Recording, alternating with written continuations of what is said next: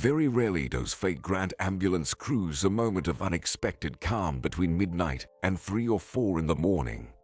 And when it does happen, crews gather at the station, pull out a guitar from the locker, brew strong tea. Those who haven't gone to rest on the hard couch get comfortable with a hot drink in hand. The night I'm about to tell you about was special, a New Year's night. Of course, the emergency crews were anticipating the upcoming weekend when they could sit at the festive table and finally toast to the new year. Most doctors, paramedics, nurses, and drivers were in high spirits, joking and smiling. However, one of the doctors, an older trauma surgeon named John, who was on duty that night, was not in a festive mood. Not because he had to greet the new year away from home. No, nothing at home had brought him joy for 15 years. No one was waiting for him except his cat, Bonnie. The elderly, solitary doctor felt melancholic because memories of a distant past, a New Year's night just like this one, stirred his soul. Now those memories stood so vividly in his mind that they took his breath away. "John, did anything interesting happen to you on New Year's?" asked the young nurse Barbara, pouring tea. "It did. Of course, one New Year's story, you could say, turned my whole life upside down." "Can you tell us?" John hesitated. In a person's life, there are moments when they stop being afraid and speak the truth to themselves and others. They stop being afraid to make decisions, to take decisive steps. In those moments, people change their destiny. It happened so long ago. Yet, it feels like it was just yesterday. But this story is very personal. I don't know if you youngsters will find it interesting. He tried to evade. "John, it will definitely be interesting. Please." And the colleagues froze in anticipation. The elderly doctor had no choice but to begin his story. "Well, then listen. After graduating from medical school, I started working at the hospital and worked here for the first 8 years. On that memorable day, right on New Year's, I was on duty for the night shift, with only a few minutes left until its end. It was at that moment that a woman was brought in by ambulance. Working the night shift on a holiday itself was no gift. And now there was an urgent operation. Plus, at home, my mother and fiancé were waiting for me. Truth be told, I had only known Susan, my so-called fiancé, for a few weeks. However, my mother praised Susan persistently and advised me to marry her. I was 30 at the time and considered a confirmed bachelor, and my mother really wanted grandchildren. But that night dashed all her plans. And not only hers. "John, go to the women's locker room. They brought in a patient. Car accident." The voice of the recorder rang out with thousands of bells when I went down to the emergency room. But I hurried to the locker room. On the stretcher lay a young woman. She was unconscious, with a bandage on her head. Her left arm was tightly secured in a wire splint from shoulder to wrist. Next to the woman was short beige jacket with dark brown dried stains and a purse. Pulse 60. Blood pressure 110/80. The paramedic murmured. And for a few seconds, I couldn't take my eyes off the patient. Her chest seemed tightened with wide straps. I recognized her.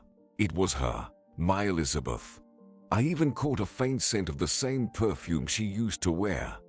And my heart squeezed. We parted 10 years ago, but no other girl had touched me so deeply. I hadn't even thought that we would ever meet again. And here fate, the villain, brought us together. Now, as a patient and a doctor, giving instructions to the nurses, I called my mother.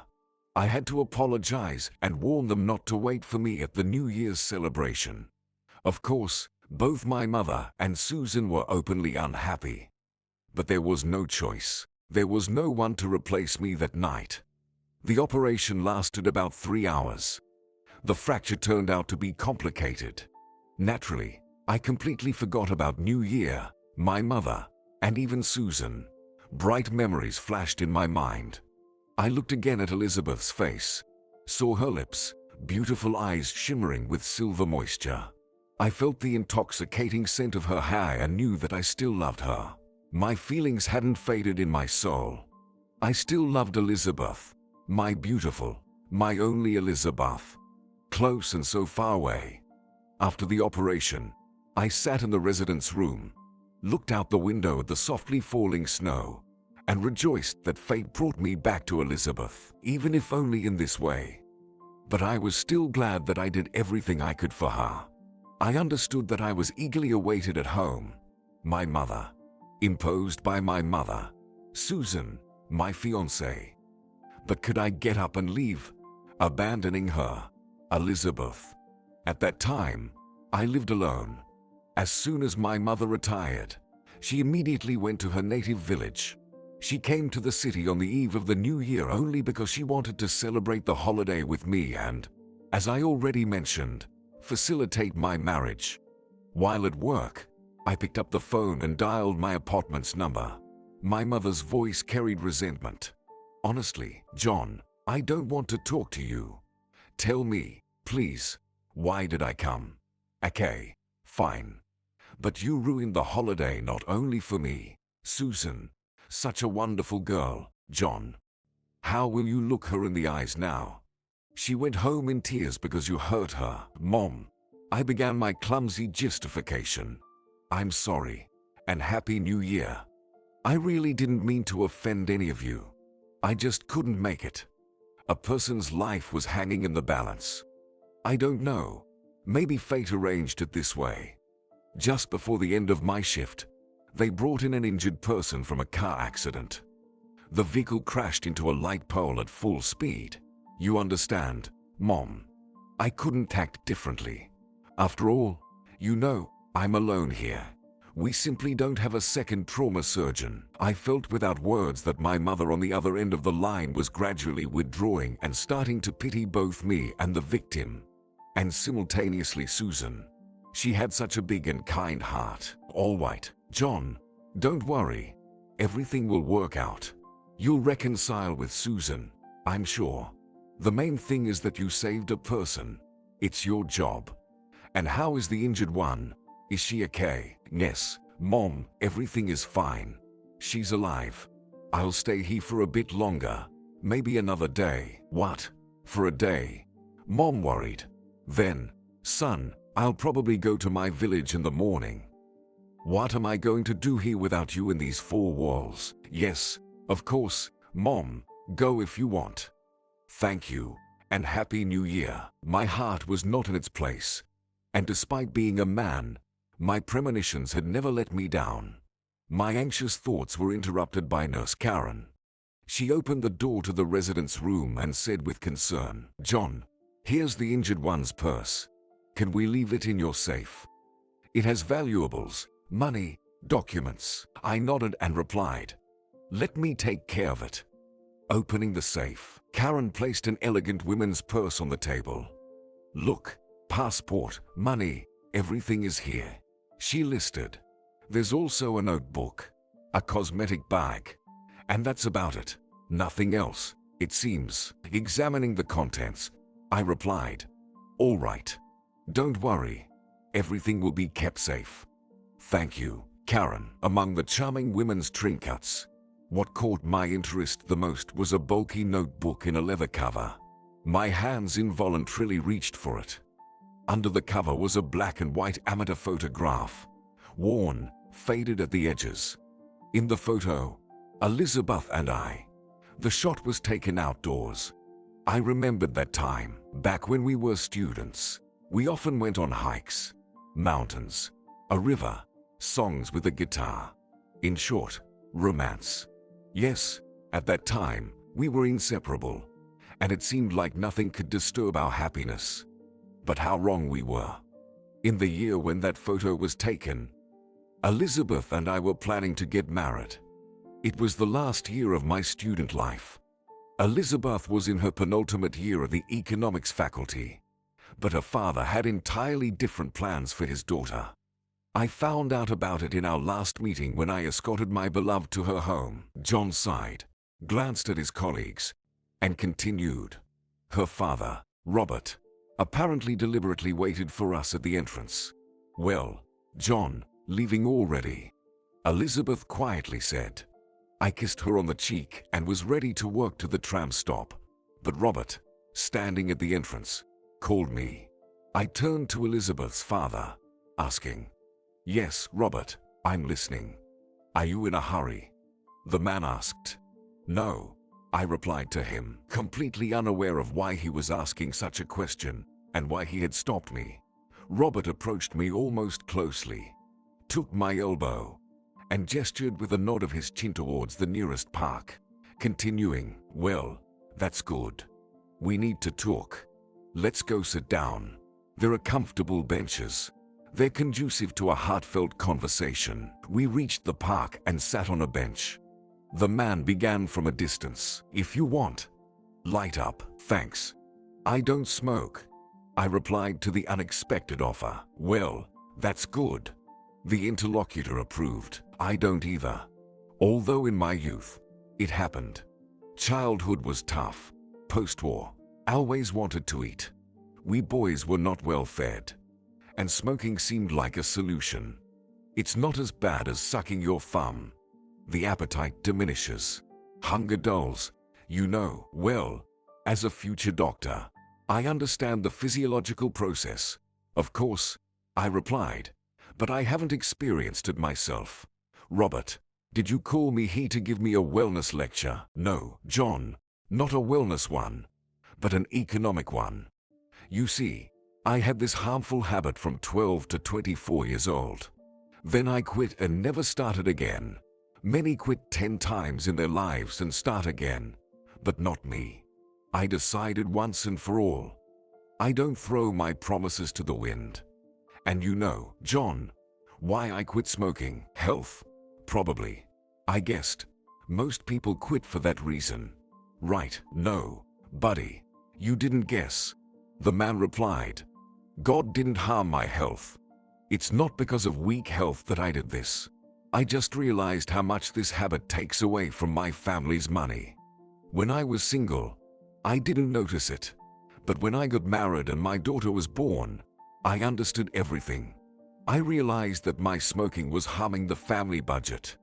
Instead of spending money on smoke, I tried to earn more and earned it. Now there's enough money for everything, and most importantly, for the women dear to my heart, my wife, and my daughter. Life changed. There's an opportunity to do business. I opened another store last month. I have big plans. And, John, I want to ask you frankly, do you wish happiness for my daughter, Elizabeth, or don't you? Well, of course, I do. I almost exclaimed at the unexpected question. I love your daughter. We want to get married. That's good. Robert approved of my answer and continued. You plan to start a family, you say, right? Then tell me, how do you intend to make my daughter Elizabeth happy? Not just with your love. In a material sense, what can you offer when she becomes your wife? Well, I'll go to work. I'll have a doctor's diploma in a month. I'll start earning. I replied, with complete confidence in the rightness of my intentions. We'll live with my mom for now. We have a 2-room apartment. If Elizabeth doesn't like it, we'll rent a place. Oh, with mom, Robert gently interrupted me. John, she's your mom. But for my daughter, your mom is a mother-in-law, a stranger. And the apartment, you say, if needed, you'll rent, right? And then, how will you live on what money? On the remnants of your salary. And what's the salary of a novice doctor? No, buddy. With such living conditions and financial income, you won't make my daughter happy. Is happiness only in wealth? I retorted, feeling that all my arguments were not having any significant impact on the anticipated test. After all, weren't you born rich yourself? All young families start from scratch. Over time we'll have everything, both money and an apartment. Don't doubt it. Elizabeth will be happy with me. Robert just grinned crookedly in response to my passionate speech and moved on to the concluding part of his economic lecture. John frowned. Then he told me, No, John, I just don't want my daughter to repeat my fate. Saving every cent. eating and dressing haphazardly. John, I don't want it because she has everything now. And with you, she'll lose it all in no time. Frankly, you are not a match for her, John. My Elizabeth deserves more. The man said. By the way, there's a young man, the son of my companion, trying to court her. So, John, don't come courting. I warn you, it will be a futile and unpleasant visit to our home. You'll get a refusal. And from this day on, I ask you to forget about Elizabeth. I ask you nicely, buddy. And if you don't leave my daughter alone, we'll handle this differently. I've already told you. I don't throw words to the wind. I'm a serious man. I'm not worried about Elizabeth's feelings. She'll understand. She's smart. We'll come to an understanding. That's it, John. Goodbye. In general, the would-be father-in-law, having finished, immediately left. I also headed towards the bus stop. Frankly, at that moment, living wasn't very appealing. The temptation to throw myself under the tram's wheels was only held back by the thought that tomorrow everything would be different. In my heart, there was still a glimmer of hope that Elizabeth wouldn't agree with her father and his grand plans for her life, and that she would eventually come to me. We would go to the registry office, file for marriage. I sincerely believed in it. But the next day, Elizabeth didn't show up. And the day after that, she didn't either. I tried calling her. The landlady, the maid Nancy, answered, reciting her lines monotonously. The young man, Elizabeth isn't home. I'm alone at home. The owners left. I don't know when they'll be back. Apparently, at the family council, it was decided to marry Elizabeth off to the son of family friends. I found myself out of the family happiness. Apparently, a poor student didn't fit the criteria of Elizabeth's parents for their daughter's husband. Perhaps she tried to resist her father's decision.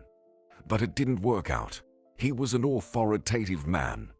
In search of my beloved, I rushed to the institute. They said Elizabeth had transferred to another university. Picked up her documents 3 days ago. But I couldn't find out her addresses. The internet, as it exists now, didn't exist then. I had completely lost contact with my beloved. Years passed, and no one could take her place in my heart. Of course, I had women. Yes, it was all not the same.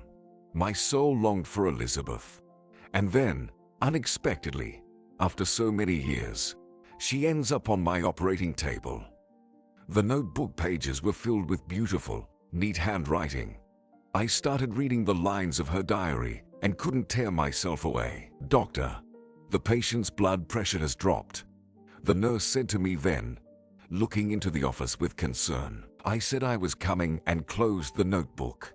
Elizabeth was still unconscious. Her eyes were closed, her face pale gray.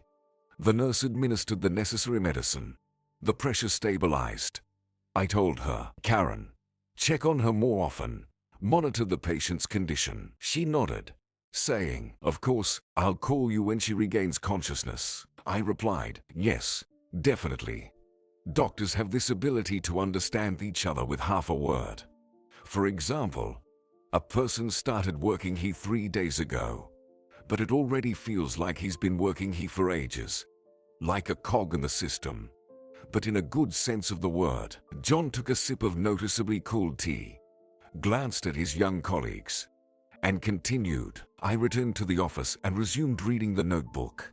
By the time Elizabeth regained consciousness, I knew everything. It turns out, her father transferred Elizabeth to another university against her will. Later, she married that same James Robert mentioned in our last and only conversation, which took place on a bench in the park. The first month in the capital became a real test of endurance for me, which I couldn't withstand. Elizabeth wrote in her diary, I broke. My father treated me cruelly, brought me to a strange city, and locked me in an apartment with barred windows. In fact, I found myself under house arrest. My father acted as both judge and prosecutor. Locking me in the apartment, he went to the university and I had to continue my studies in the distance learning department of a local university. When he returned, he set the conditions. Either I become James' wife, his companion's son, or he would cut off all financial support and disown me forever. I chose the latter, Elizabeth wrote, but it didn't end there. My father still didn't let me out of the apartment, saying he feared for my life and didn't want to be responsible in case of my death. Considering me insane, he suggested that I needed to be taken to a psychiatric hospital rather than released. My father assured me that only crazy people would refuse the promising future that awaited me after the wedding. I stubbornly stood my ground, rejecting the proposal to become the wife of an unloved and essentially a stranger man. My mother took my father's side. She called and advised me to do as he suggested. So, I was left without support, completely alone. Elizabeth wrote.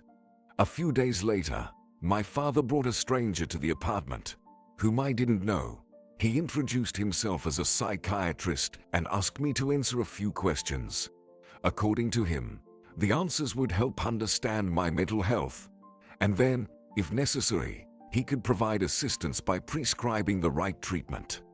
I told the psychiatrist that I was perfectly healthy and didn't need his help. However, this man didn't awaken the need in me to open up.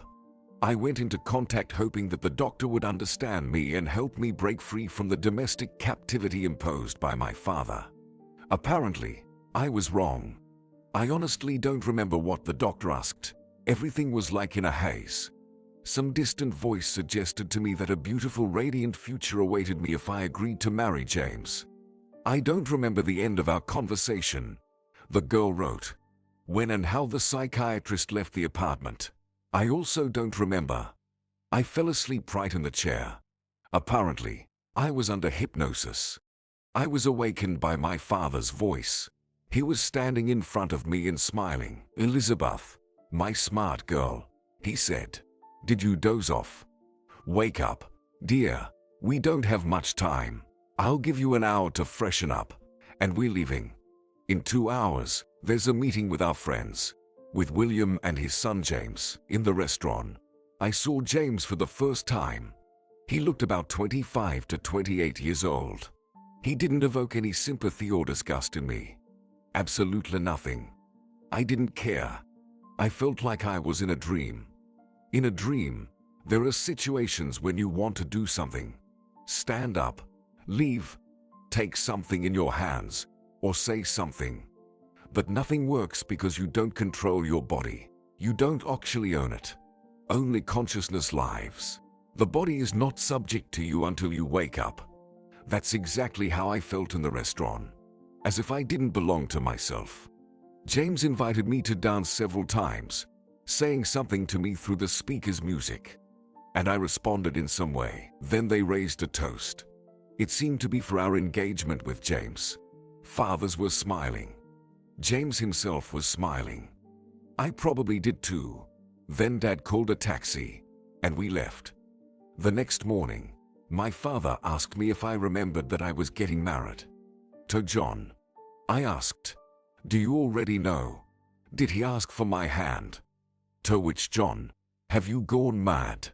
My father shouted, "Yesterday, you agreed to marry James. Don't you remember? Or are you pretending? You have a wedding in 2 weeks." Did I agree? Elizabeth exclaimed, trying to recall the events of the previous evening. "Yes, daughter, you did. And now you will get married, no matter what it costs me. I won't allow myself to be disgraced." You agreed, so there will be a wedding, her father insisted. John continued flipping through the diary. The wedding took place. Elizabeth wrote, "On the day of the registration, I sought a chance to escape, but I didn't have the opportunity. I was constantly under the watchful eyes of my father, my newly baked husband, and several guards. Yes, I wanted to run away, but I didn't know where. I hadn't seen John for over a month since I moved to Washington. I felt that John was looking for me because everything happened unexpectedly. We had no idea what the future held when we last said our goodbyes. After the wedding, James and I started living separately from our parents. They gave us a 3-room apartment. That's how my married life began. John rubbed his nose. It was evident that these memories were not easy for the doctor. Later, Elizabeth wrote that her father's and in-laws' business thrived after the merger of their trading companies. However, in her marriage, she had to endure a lot from her unloved husband. The diary contains several eloquent entries about it. My husband is a tyrant, soulless, and a womanizer who cheats on me without any remorse. I tried to leave him, but my parents were against it. Father said directly, "Endure, if you can't keep a man on a short leash." "Thank you, Daddy," John read. Then, for several years, Elizabeth didn't keep her diary. The doctor continued. New entries were dated December 1998. "I completely forgot about the diary," Elizabeth wrote. "Found it today in a suitcase, untouched since the day I moved from the apartment to the countryside. Suddenly, I wanted to talk about what had been bothering me, to at least complain on paper. Over the past 3 years, many sad events have occurred. First, my husband's father passed away. After William's death, James took his place in the company. In fact, he and my father became co-chairman of the firm, but not for long. A year ago, they killed my father. Mom followed suit, unable to bear the grief. It's bitter to lose loved ones, and it was doubly bitter for me. There are no sisters or brothers. Now my husband is the only and rightful owner of the company. It seems he aimed for it from the very beginning of merging our parents' businesses. I always feel that he's to blame for the death of my parents. He did it to take over the company, to be the master of life, rather than lingering in the background behind his father and father-in-law. James is very self-centered, greedy for money and power. The last entry in Elizabeth's diary was dated December 28, 1998. Today I found what has been haunting me all this time after my parents' death. I found the answer to the question about their tragic death. As I suspected, they were killed by the person I've been living with for 5 years under the same roof. The person who is my husband. Finally, I gained access to his safe and found evidence of heinous crimes committed by him. There are no coincidences. This monster this morning, leaving for 3 days on some urgent business in Miami, forgot the safe key on his office table, and I took advantage of his forgetfulness. In the safe, several videotapes caught my interest, neatly stacked in the corner. I took them, watched them. Luckily, there was a VCR right in his office. From the first frames of the video, I was petrified. My husband was having fun with a strange woman. There were 2 more tapes with similar recordings. Watching those monstrous scenes was unbearable. On one of the recordings, I discovered a video report of the murder of my father. I couldn't watch that recording without tears, rage, and hatred. And the words of his head of security. "All done, James. I won't forget this. Never forget." In the first few minutes after watching the video, I couldn't come to my senses. My mind was blank. It's now 6 in the evening. Elizabeth wrote, "I realize what to do, how to live further. The thought of revenge comes. I need to go to my hometown. Take the tapes with me. My father has an old friend in the city, Thomas Johnson. He works as the senior assistant prosecutor. Thomas will help. I don't know anyone here, but my husband knows many people. He'll get away with it here. Nothing will happen to him." Here the diary entries end. John sighed. I sit for a few minutes, contemplating what I've read. Involuntarily, the question arises, where are the tapes? Did Elizabeth manage to hand them over to the prosecutor's assistant, or did she lose them? Then, mechanically, I approach the safe, review the contents of Elizabeth's purse, and reassure myself that there are no videotapes in the bag. John, the patient from the 5th ward, has regained consciousness. The nurse informs me. I get up and go to the 5th ward. Anxious thoughts swirling in my head. Will she recognize me immediately? What should I do? What to say? How to help Elizabeth? Everything is so complicated. She lies on her back, staring at the ceiling. "What happened to me, doctor?" she asks in a faint, hoarse voice. "You were in a car accident. You have fractures and a concussion," I reply. Hearing my voice, Elizabeth suddenly turns her head towards me and whispers in surprise, "John, is that you? Am I dreaming?" I respond, "Quiet, quiet. Don't make sudden movements. This is not a dream. You are actually in the hospital. You were in an accident. You have a complicated fracture and a concussion. You shouldn't worry now." I intentionally speak softly, trying to give my voice a calming and convincing tone. "John, how did I get into the accident? Is the driver alive?" she asks. I reply, "The driver didn't come to us. And please don't worry.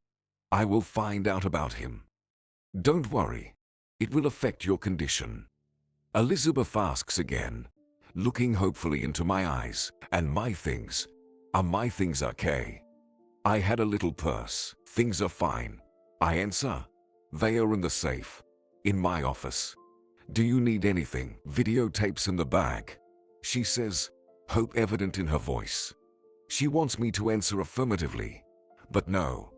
I didn't see tapes in the bag. There are documents, a cosmetic bag, and something else. Elizabeth doesn't let me finish.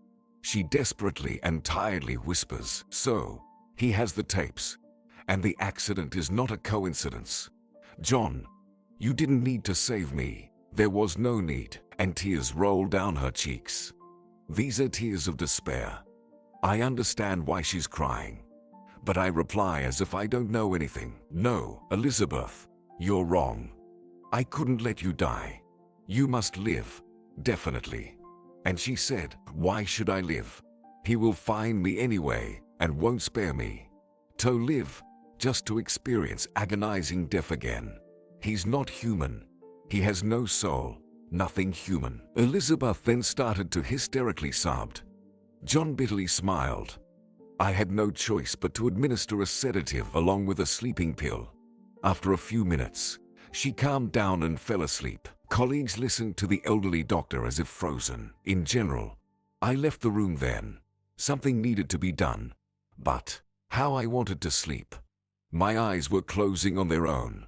My head, exhausted, refused to think about anything. I needed at least 4 hours of rest. I went to my office, lay down on the couch, and slowly fell asleep. Waking up exactly 4 hours later by the alarm clock, I decided to find out the details of the car accident in which Elizabeth was involved. At that time, my classmate Joseph Taylor served in the police. I decided to call him, even though it was only 8 in the morning, and Joseph might still be sleeping after his shift or a lively New Year's night. But I didn't hesitate. Circumstances compelled me. "Hello, Joseph. Happy New Year. I apologize for bothering you so early." Joseph was at home. He greeted me, congratulated me on the new year, and I asked about the accident. He replied that he was aware of it. The case was assigned to him due to territorial jurisdiction. "I'll start the investigative check from Monday," Joseph replied. The driver who was driving the car fled the scene, and, in general, it's a strange accident. Many questions, but we'll figure it out. After talking to Joseph, I hurried to Elizabeth. She had already woken up, lying there, staring at the ceiling with concentration. I approached her bed, sat down next to her, and asked, "How are you? Does anything hurt?" She replied, "Yes, John. It hurts. Will my arm be the same as before? Just tell me the truth." I replied that, of course, it would be. "Once the bones heal, you can do anything you want to her again. I take responsibility for my work. I can give you a guarantee for exactly 100 years. If you want, I can extend it to 150. I was joking, trying to lighten Elizabeth's mood somehow. But the young woman was not in the mood for jokes. She closed her eyes and turned away from me. After a pause, she spoke. "John, how I missed our town. Everything here is so familiar. You probably don't know, but a year ago, I lost my parents. Such losses are especially keenly felt around New Year.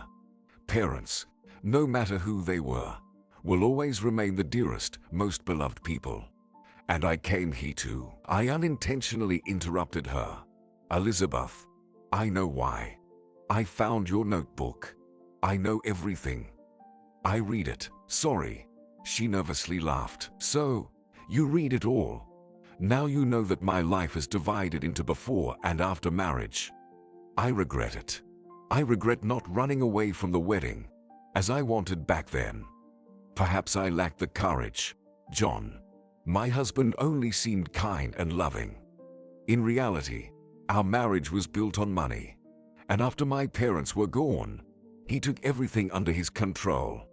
And after what I saw and learned about his other criminal and disgusting life, I am in danger, John.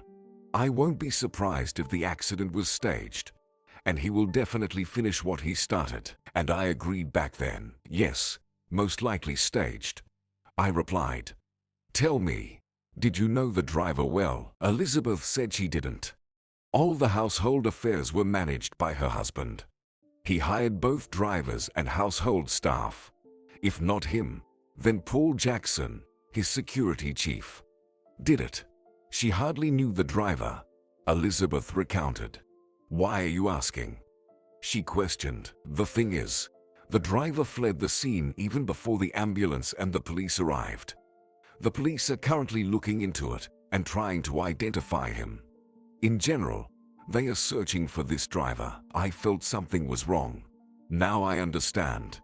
This driver was carrying out orders from my husband or his security guard, Paul Jackson. When we were driving, he received 2 messages on his pager. He immediately changed his expression and fell silent. It was evident he was troubled by something. Now, recalling the details of the trip, I understand that he deliberately directed the car into the roadside pole when I was unconscious.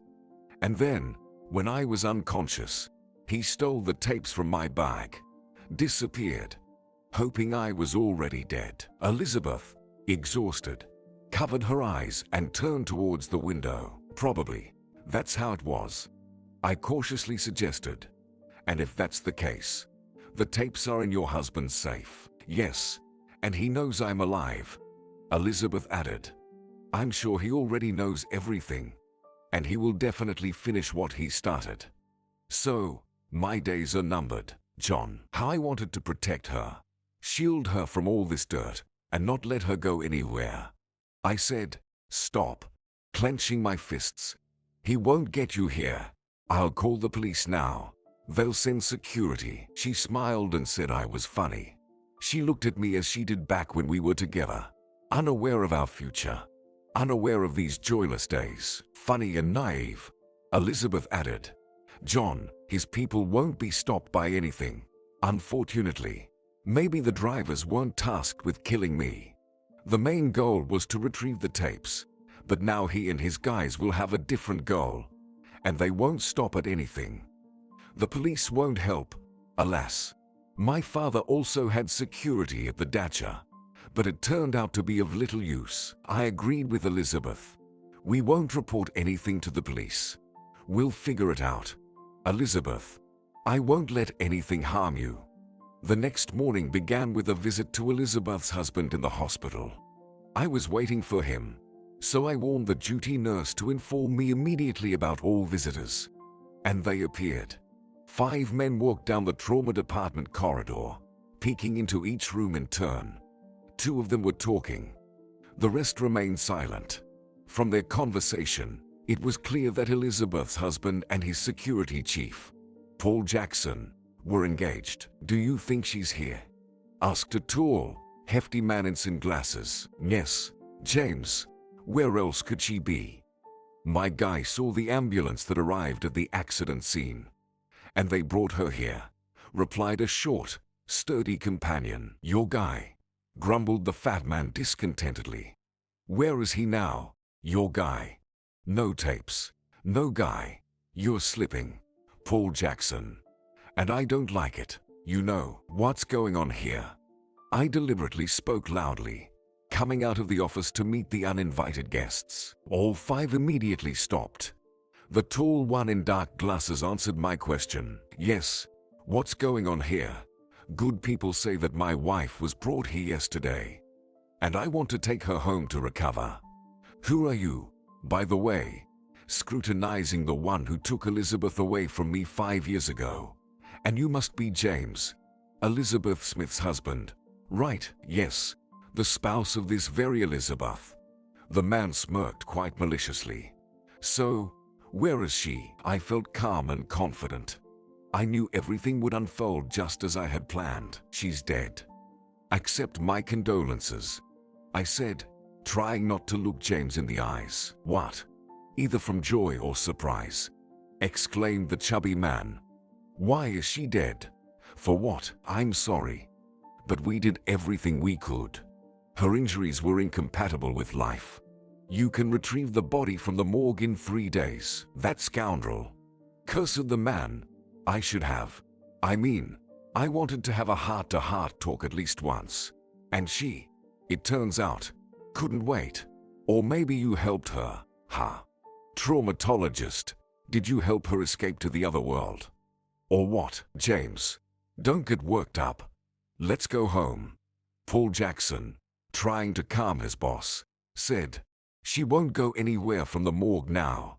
We'll pick her up later. John recalled Paul Jackson's words. Let's go now. No need to rush. We need to have a little chat with the doctor. James stopped, the head of security, and turned to me. Listen, doctor, I don't have time to go back and forth.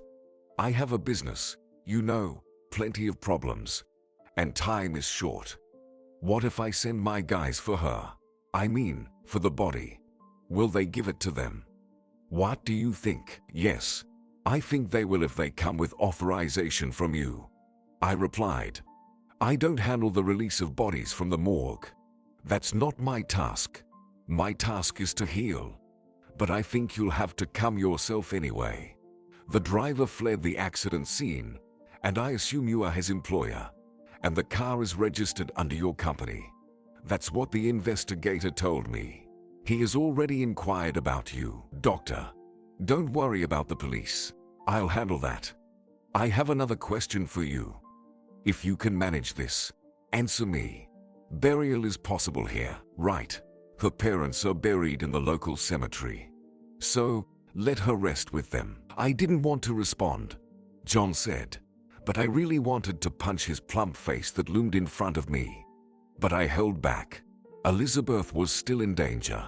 I was the only one who could help her in this situation. Starting a fight made no sense. I think you won't have any problems.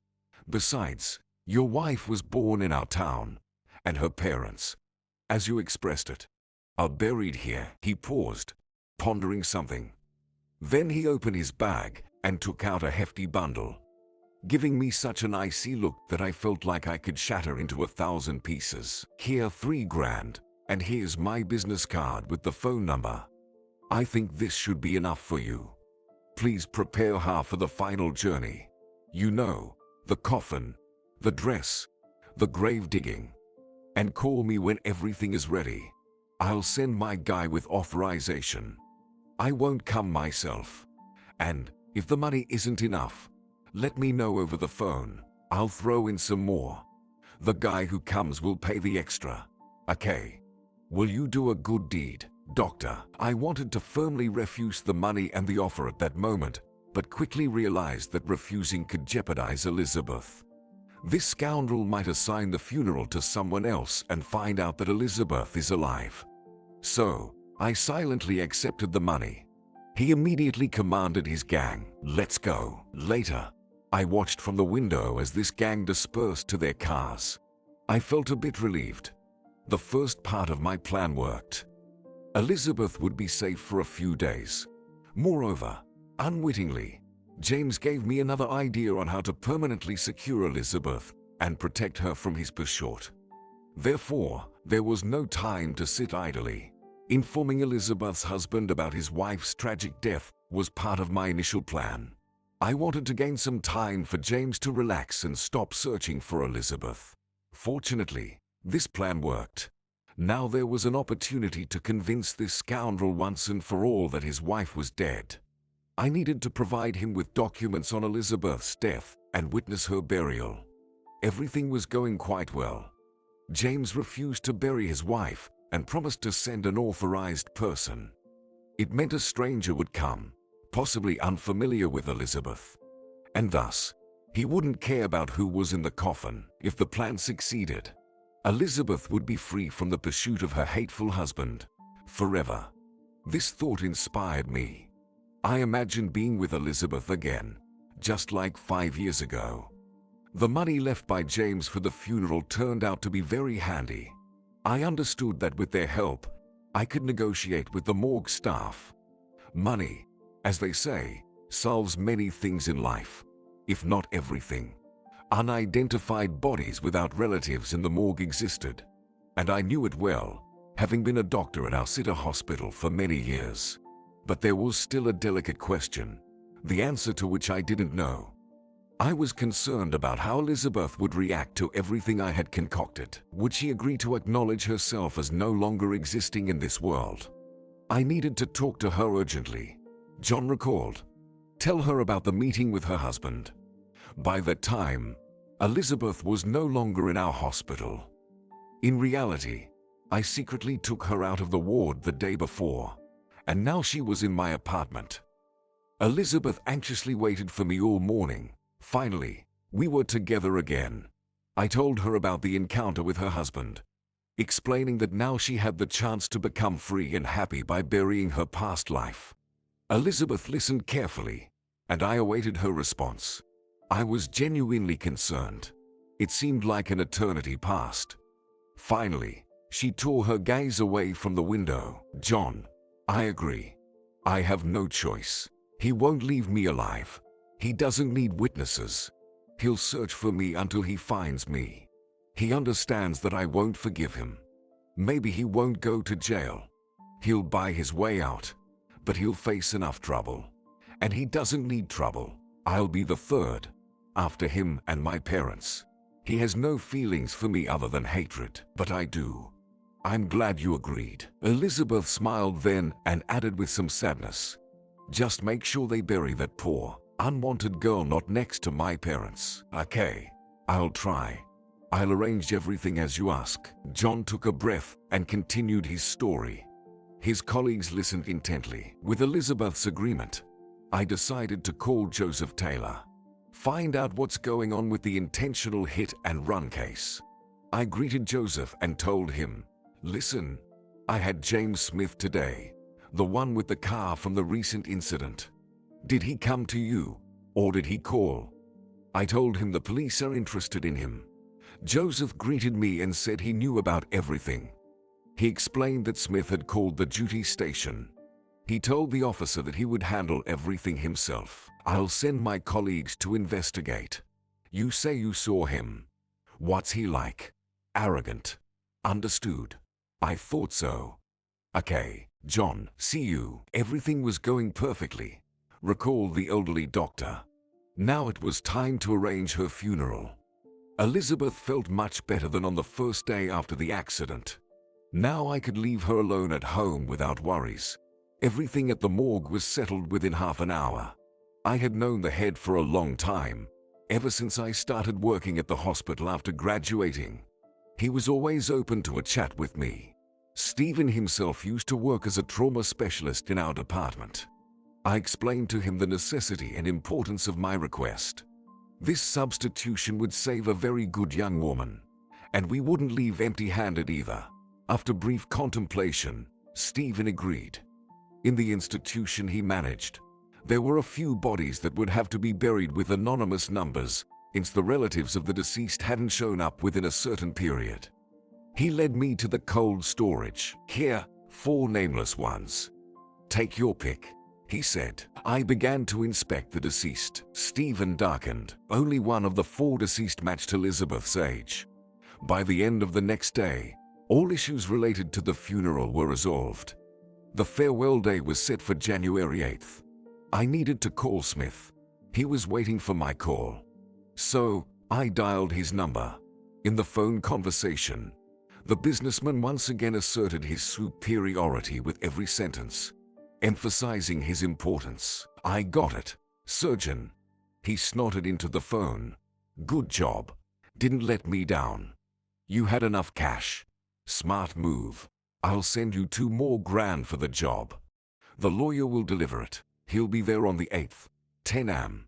Meet him at your hospital." I interrupted him and asked, did his lawyer know Elizabeth while she was alive? Smith was surprised by this question. "Why do you need to know? Does it matter?"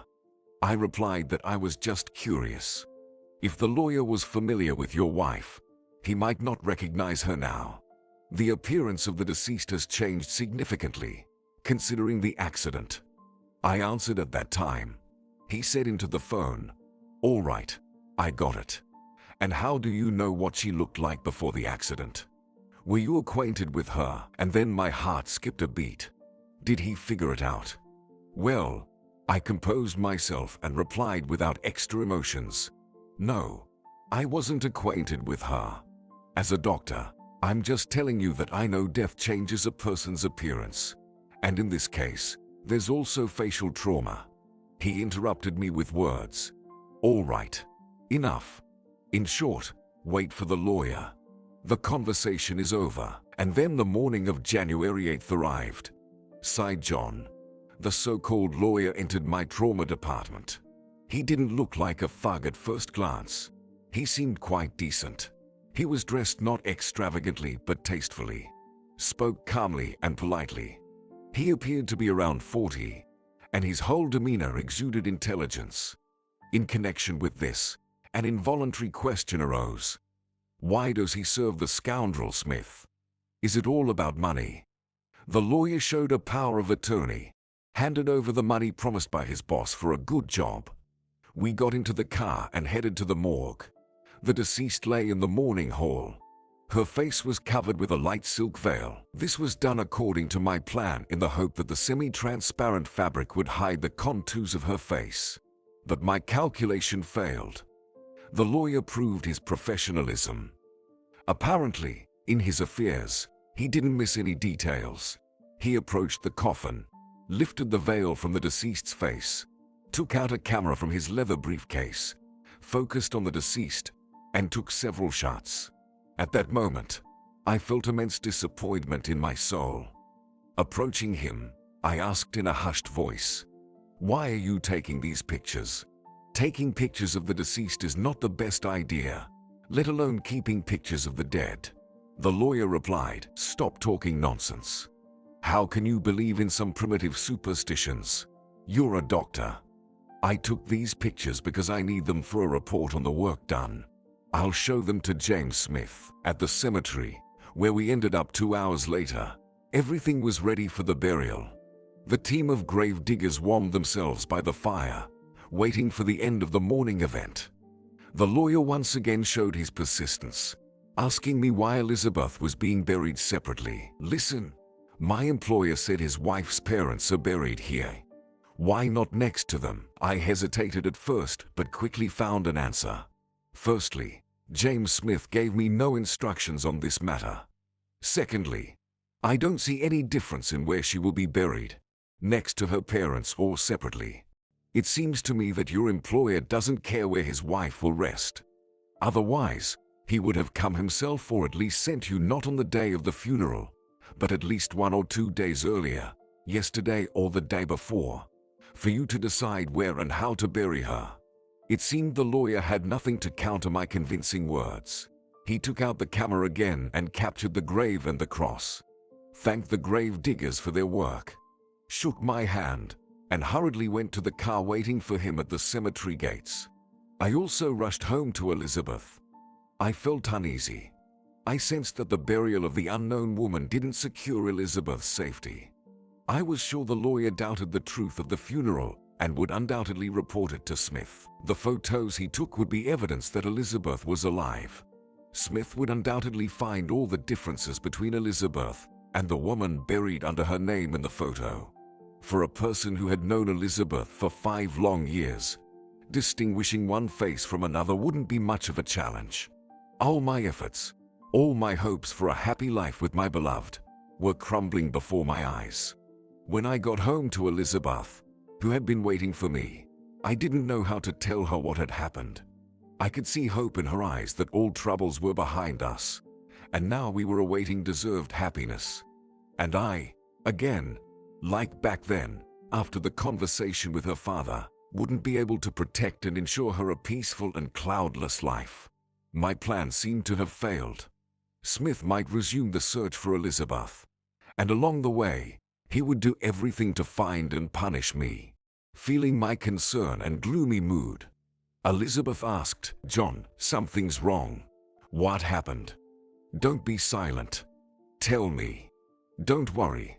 My head doesn't hurt anymore. I can handle it. Speak the truth." But I had no choice but to tell her everything. She understood well that her detestable husband, looking at the photo, would realize it wasn't her at all. "John, why are we so unlucky?" Elizabeth would say. "Why so unfortunate?"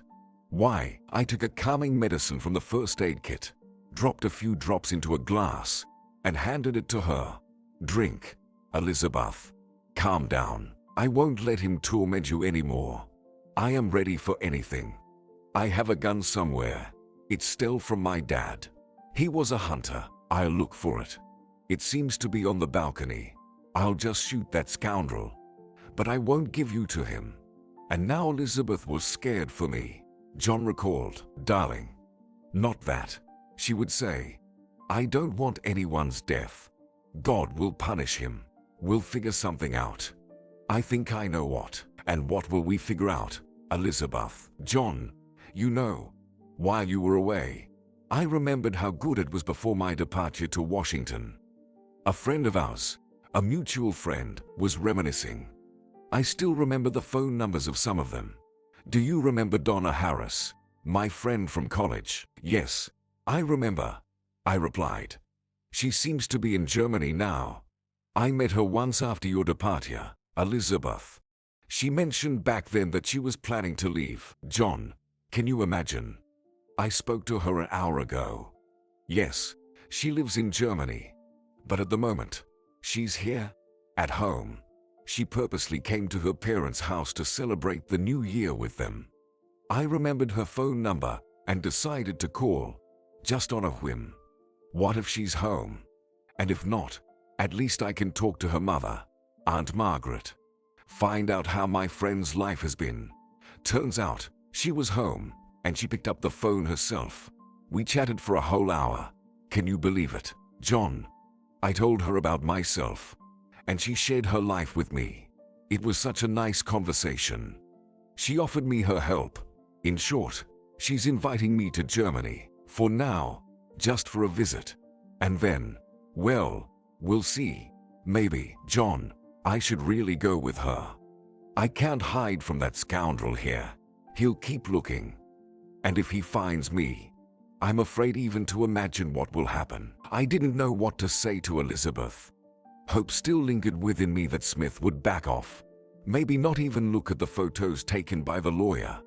Essentially, Elizabeth poses no danger to him now, as long as those infamous videotapes documenting his affiliations were returned to him. The lawyer will bring him the death certificate of his wife, essentially erasing Elizabeth from his life. She can't claim anything she had as a living person. I didn't know what to do, so I suggested Elizabeth wait. Darling, let's not rush. Do you know when Donna is flying back to Germany? She replied, in 2 days.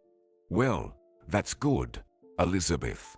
Tomorrow we'll decide everything. If your ex doesn't recognize you in the photo the lawyer will give him tonight, then you won't go anywhere. It means Smith has simply forgotten about us. We are no longer of interest to him. But if there's a reaction, we'll find a way out. My love, we might have to leave. Not only you but me too. Smith will try to send me to the afterlife as well. Until noon the next day, there were no fateful events. I started to think that everything was working in our favor. In favor of Elizabeth and me. But how wrong I was. At 1:30, the phone rang in the office. Joseph Taylor was on the line. He was brief. "John, are you there? Don't go anywhere. I'll be right over." The minutes of waiting were agonizing. Unpleasant thoughts crept into my mind. One of them was discouraging. He's coming now. He'll put iron bracelets on my wrists and take me to his department. It could very well happen. Smith could have called the police department and made an oral statement to prosecute me for forgery. Finally, footsteps echoed in the corridor, and a few seconds later, Joseph entered my office. He smiled mysteriously and, at the same time, disapprovingly. Extending his hand, Joseph asked, "Are you accidentally occupying someone else's place here? Maybe you should switch to the role of a forensic pathologist." His joke immediately hinted that he was aware of everything I had done in the past week. So Smith had already called. Maybe not only Joseph, but also the chief of police.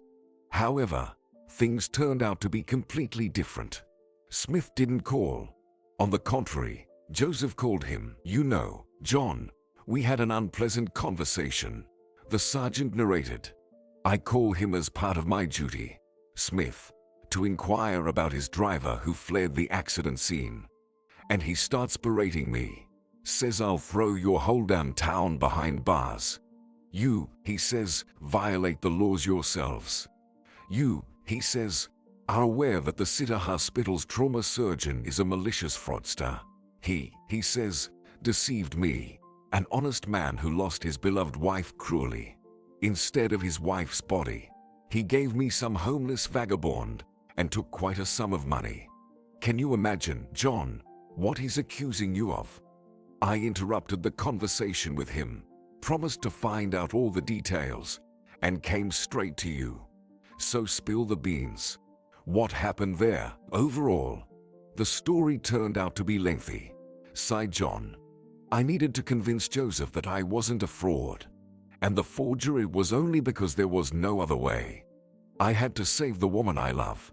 Joseph, do you remember Elizabeth, the girl I was friends with during college? I asked. He replied that he remembered her. Could anyone forget her? She was beautiful. You shouldn't have parted ways with her, Joseph said.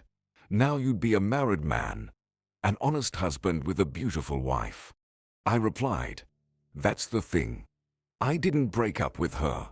Her father didn't like me. They sent me away, and she was forcefully taken to the capital, where she was married to Smith.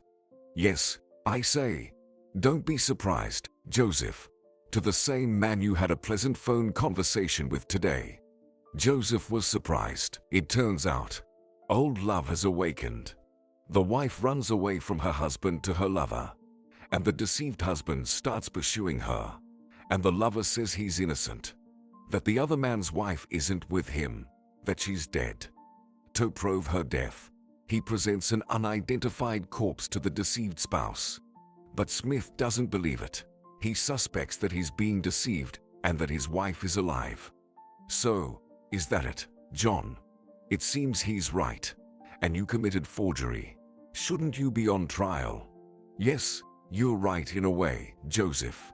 That's almost how it was. I agreed with the law enforcement officer's assumptions. Only Elizabeth didn't run away to me.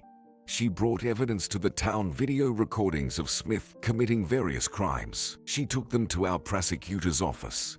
But that scoundrel figured it out, forced the driver to kill Elizabeth, and took the evidence back. You understand, Joseph? Hence the car accident. Hence the driver fleeing. And I met Elizabeth purely by chance. They brought her to me in the operating room, unconscious, brought in by an ambulance. Then she told me everything. I believed her and decided to help her. We almost succeeded, but as you can see, not entirely. Smith's man came here. He photographed the deceased, photographed the burial process. But Smith looked at the photos and figured out he was being deceived. That's the story.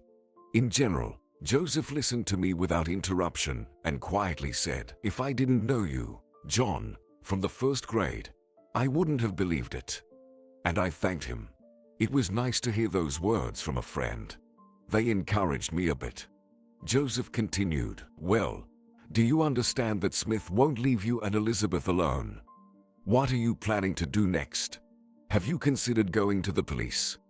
I told Joseph that Elizabeth suggested this idea from the beginning, but she doesn't believe the police can help. Elizabeth claims that Smith has connections and money, and he'll find a way to turn everything upside down.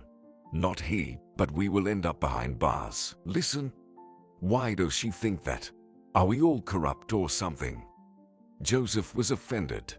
Not all, Joseph. I reassured my classmate. I believe you as much as I believe in myself. But admit it. If your superiors get a call from above and order, your superiors will carry out that order.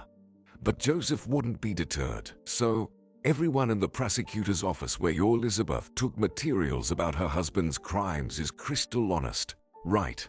All sorts, I replied. But her father's friend works there. She trusts him.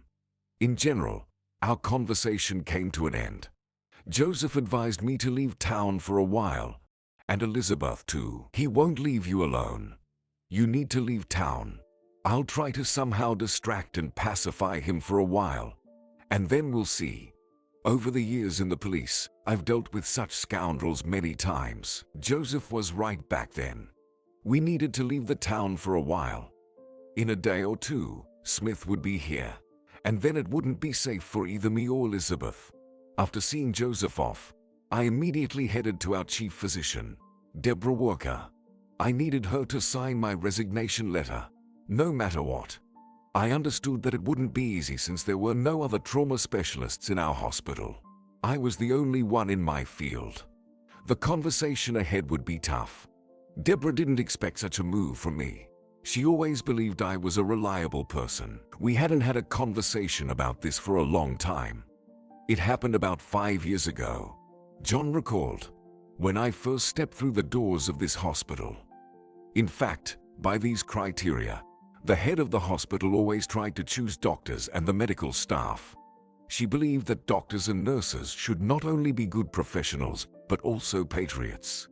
Therefore, almost all the staff in our hospital were born locally, including the chief physician herself. John, did you forget the promise? She sternly asked back then, reading my resignation letter. You swore to me right here, in this very place, that you would stay in the town forever and wouldn't run away anywhere after your residency. Did you forget? Remember, I won't let you go. Do you understand that there's no one to replace you now? But if you really must go, let's do everything by the book. I'll sign it. But only in 2 weeks. During this time, I'll try to find a new person. But I replied then that I couldn't wait. If I could, I would have warned you, as is customary, and asked you to sign the letter. Seeing that I genuinely came not for a spur-of-the-moment whim, the chief physician reached for the pen. Fine, I'll sign, she said. I see, John, it's not easy for you right now. I won't ask about the reason for your resignation. It's not my business. Hand over the documentation and everything else to the head nurse. If needed, come back in the evening. Having settled the matters concerning leaving the town, I returned home. Elizabeth was eagerly waiting for me. She asked, "So, John, tell me what happened." I conveyed our conversation with Joseph Taylor to her, confirming that my fears had come true. Smith suspects that you are alive, threatens to come soon, and finish what he started. Therefore, Elizabeth, we urgently need to leave the town. We decided to run, sighed John. We had no other choice back then. Elizabeth immediately called her friend Donna. Luckily, she was at home.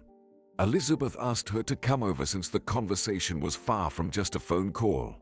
Donna was at our place in half an hour, and we discussed Elizabeth's departure to Germany. Donna took care of the tickets and all the other hassles related to the departure. We understood that this evening might be our last, and we might never meet again. Time seemed to slow down, as if it wanted to gift us the last moments of happiness. Elizabeth sat on the edge of the bed, lost in her thoughts. Her gaze was sad, as if she already anticipated the pain that would separate us. I quietly approached her, touched her shoulder, The words that seemed to live in my heart for an eternity finally found their way out. I told Elizabeth about my feelings, which I had for her all these years. For her, my beloved and only woman.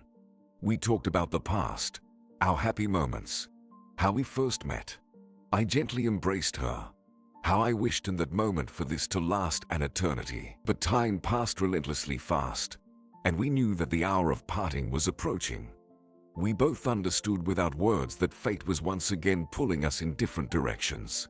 And in a few hours, we had to let each other go. The night passed. The window was tapped by a gray, cold dawn. Elizabeth's eyes were full of tears. She tried to smile. I smiled back, but my heart was breaking into pieces. The last kiss. I felt every bit of her lips, every sigh of her soul. Tears streamed down her face. In my soul, I cried too, but I couldn't let her see my weakness. We embraced each other as if we wanted to absorb these moments into our hearts, to absorb them forever. Donna arrived exactly at 8, and we let go of each other like birds destined to rise into the sky and fly in different directions. Seeing off the women to the airport, I prayed for everything to go well, for fate to save my beloved and give me the chance to see her again someday. My dear Elizabeth. She flew away. For some time, I still stayed in the town. John said I needed to call my mom and let her know I wouldn't be home for a while. Mother was upset about my unexpected departure, but I tried my best to convince her it was necessary, that I would come back soon, and she wouldn't lose contact with me as I would write to her and even call when possible. But Mom stuck to her thoughts. She was still worried. She asked me if I talked to Susan, apologized to her for ruining the new year, if I would take Susan with me. Frankly, with the events of the past week, I completely forgot about Susan. I had no concern for her, but for Mom's peace of mind, I had to tell a lie. Everything is fine. Kisses to you. In general, I left my hometown unwillingly, not knowing when I would return. I didn't know what awaited me ahead. I was heading to Canada, and my choice was not random. One of the towns there was where my classmate Donald Allen lived and worked. I knew his address. I knew he would take me in and provide shelter for at least some time. And there, circumstances would fall into place. After all, I had a profession, some life experience. I knew I wouldn't disappear. The train wheels tapped a monotonous rhythm. Remembering everything left behind was unbearably painful. Favorite spots, familiar streets, places where I spent days with friends and my beloved, my work, my colleagues. Unfamiliar terrain flickered outside the window. Unknown people roamed the carriage. I felt a little lost in this changing and vast world. All I had left was to look out the window and wait for the train to stop at the station I needed. Time seemed to go on endlessly. Stations replaced one another. The monotonous rhythm of the wheels sometimes accelerated, sometimes slowed down, seemingly becoming slower. I began to think that this journey would never end. Elizabeth's image stood before me, her last words ringing in my ears. I thought about her, imagined her already in Germany. I was concerned about her condition, her health.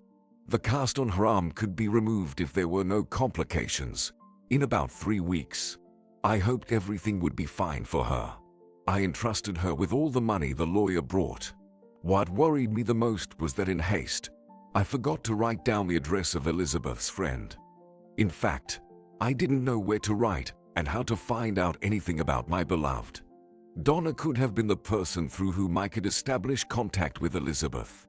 But everything turned out differently than I wanted. The train slowed down and stopped. I stepped onto the platform and took a deep breath. My new life was beginning. Donald Allen was incredibly pleased with our meeting and hospitable. Recalling our student years, we sat at the table until midnight. In the morning, we headed to the local hospital. I had no intention of idling. I wanted to immerse myself in work, to distract and forget about what I had endured in the past weeks. "Will you go to Whistler?" asked Chief Dr. Molly. "We only have a general practitioner there, but the state requires a trauma surgeon. logging operations, workplace injuries happen. People work not in a factory, but in the wilderness. I looked at Donald then. He nodded approvingly. Molly noticed Dr. Donald's gestures and added, "Yes, it's not bad there. People are friendly. The head of the forestry is a wonderful person, always ready to help and support. Fishing is excellent. There's hunting, mushrooms, berries. Living conditions are decent, John. A residential house for medical staff is provided near the hospital. Are you okay with that?" I replied that yes, I agreed, as I genuinely wanted to go to that settlement, to finally contemplate everything fate had thrown at me over the years alone with myself. "Well then, go to the personnel department right now. Get yourself registered. Donald, please escort our guest." Life in Whistler indeed had a calming effect on me, John recalled. Everything here was new. While I was getting into the swing of things, meeting people and exploring local attractions, thoughts of my hometown and Elizabeth naturally took a back seat.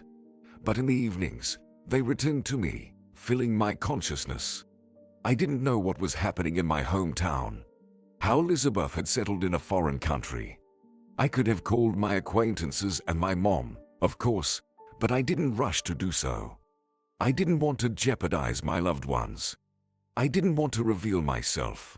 Smith had enough money to employ any surveillance method. I didn't want him to track me down in this corner. So, I didn't call anyone I knew. However, after 3 months in the new place, already in spring, I couldn't resist and dialed my mother's number. It happened that I was in the city for work and decided to call her. I wanted to hear her familiar voice. I gathered the courage to dial those cherished digits. The voice on the other end seemed joyless, muted. Apparently, the distance between us was taking its toll. "Hello? Who is this? Speak." I was silent for a few seconds, but no more. My heart just couldn't bear this torture. I said, Mama, it's me. Can you hear me?" She exclaimed, "Son, John, where are you? How are you?" We talked with my mom for about 3 minutes. In that time, she managed to cry a bit and tell me about what had been happening in the city during my absence. Mom mentioned that burglars had broken into our city apartment, where I had been living alone recently. "John," complained Mom, "you can't imagine what those scoundrels did there. They turned everything upside down, from the bed linen to the kitchen cabinets. Apparently, they were looking for money, valuables. But what treasures could we have, John? But don't worry, son. I cleaned everything, washed everything, put a new lock on. John, come back soon." John sighed. "Oh, it turns out Mom assumed that burglars had broken into the apartment. No, Mom, they weren't burglars. Those who did it needed neither money nor treasures. These people came for something else. They needed me, Elizabeth, or those unfortunate tapes. They needed those who knew about their terrible crimes." John's narrative was interrupted by another call. The clock showed 5:30 in the morning. Townspeople, who had enthusiastically celebrated the new year with their families and friends, began to disperse to their homes. The urgency of medical calls, after a short lull, was picking up again. "John," Nurse Barbara addressed, hastily preparing for the incoming call. "The continuation of the story is up to you. I won't let you off now. I'm very curious about how it all ended." John, "Promise to continue the tale." "I promise, Barbara," the man replied. "I'll tell you." The story continued when the ambulance crews had another opportunity to rest. Nurse Barbara remembered John's unfinished story and asked him to continue the narrative. The adventures of the respected doctor and other colleagues were not forgotten. They were also eager to know how it all ended. How did the doctor, compelled by adverse circumstances to leave his homeland, end up back in the city? And what happened to his beloved Elizabeth, who fled abroad to escape her villainous husband? John, what happened next?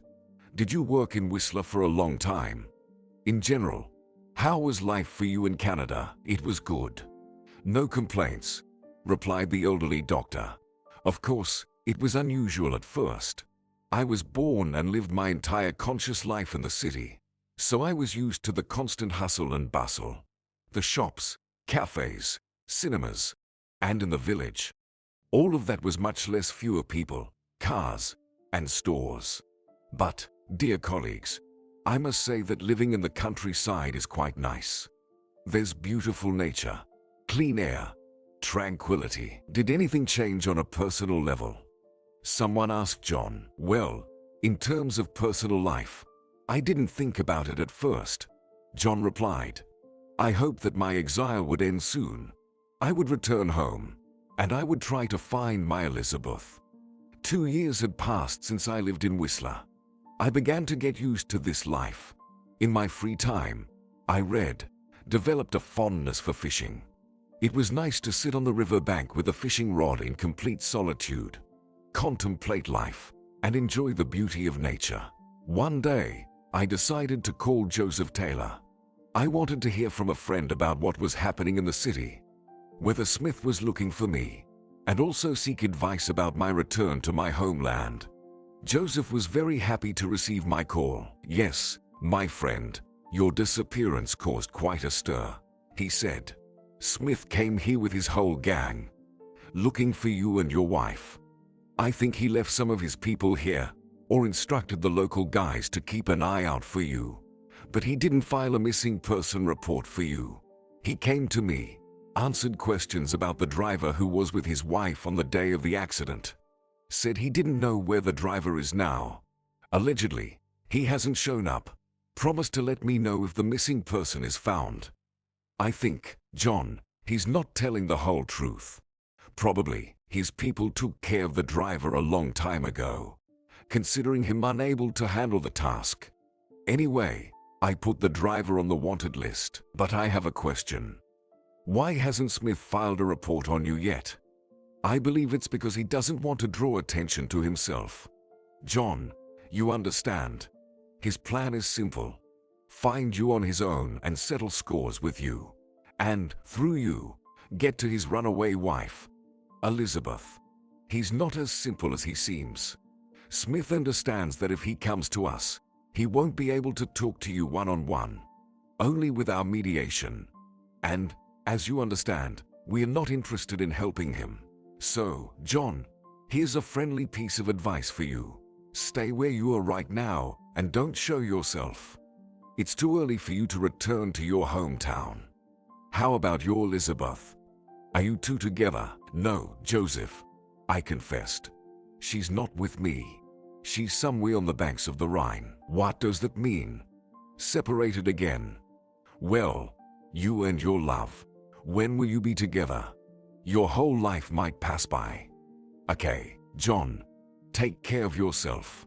See you. Well, in general, the conversation with Joseph made me look at things differently. Indeed, time was passing, and I remained a lonely man, except for my mom, who now lived thousands of kilometers away. By that time, I had turned 37. I realized that the time allotted for having and raising children was getting shorter. Of course, a man can become a father even after 50, for example, but that wouldn't be quite right. The quality of a parent would be completely different. He wouldn't be able, for example, to play football with his son or go on a long hike in the mountains. Yes, I agree that some people might manage it, but not the majority. And I could be among that majority. In those moments, I desperately wanted to be with my Elizabeth, but I couldn't fulfill my desires. Sometimes it seemed to me that Elizabeth had long forgotten about me. Perhaps she was already happy with someone else in a distant country. Maybe she had a new family, children. I tried to call my mom no more than once a month. John admitted, rare calls, as it seemed to me, shouldn't make her constantly think about me, worry about how I'm living. During those short phone conversations, Mom, as always, without waiting for my brief revelations about my personal life, would ask, John, are you still alone? Has a life companion appeared for you or not? I said that no, a life companion hadn't appeared. My lonely life continued for another year. At the age of 38, I finally decided to get married. I had met a woman who made my heart beat faster. This woman was the geography teacher, Kimberly. We first met at some event. I think I saw her at a concert dedicated to the Day of Forestry Workers. This holiday is one of the most respected in the village since a large part of its population is directly connected with the forest and its processing. Later, Kimberly and I met a few more times, and once I deliberately ambushed her not far from the school and walked her home. It turned out she came to Whistler after graduating from the Teacher Training Institute. She saw no reason to leave the village. She enjoyed living and working in Whistler. Maybe she was lying to me about it. But for some reason, I believed her right away. She seemed so sincere that not to believe her was impossible. We started living together. We didn't rush to register the marriage. I was afraid to do so because I wasn't entirely sure that I wasn't being sought. Linking yourself with another person, whose past might let you down, seemed to me not the best idea. Kimberly also didn't push me to go to the registry office with her. I informed my mom about changes in my personal life. Mom's joyful voice, traveling through thousands of kilometers of telephone wires, congratulated me and blessed me for a happy family life. Now, I hope I'll live long enough to see grandchildren. I unexpectedly learned that no one was threatening my life anymore. The attempt on Smith's life, which left him dead, was reported on TV when I, returning home after a day at work, was having dinner in the kitchen. I almost choked on the news and rushed to the TV to turn up the volume. The crime news anchor provided details. This morning, there was an attempt on the life of the well-known entrepreneur James Smith on the highway.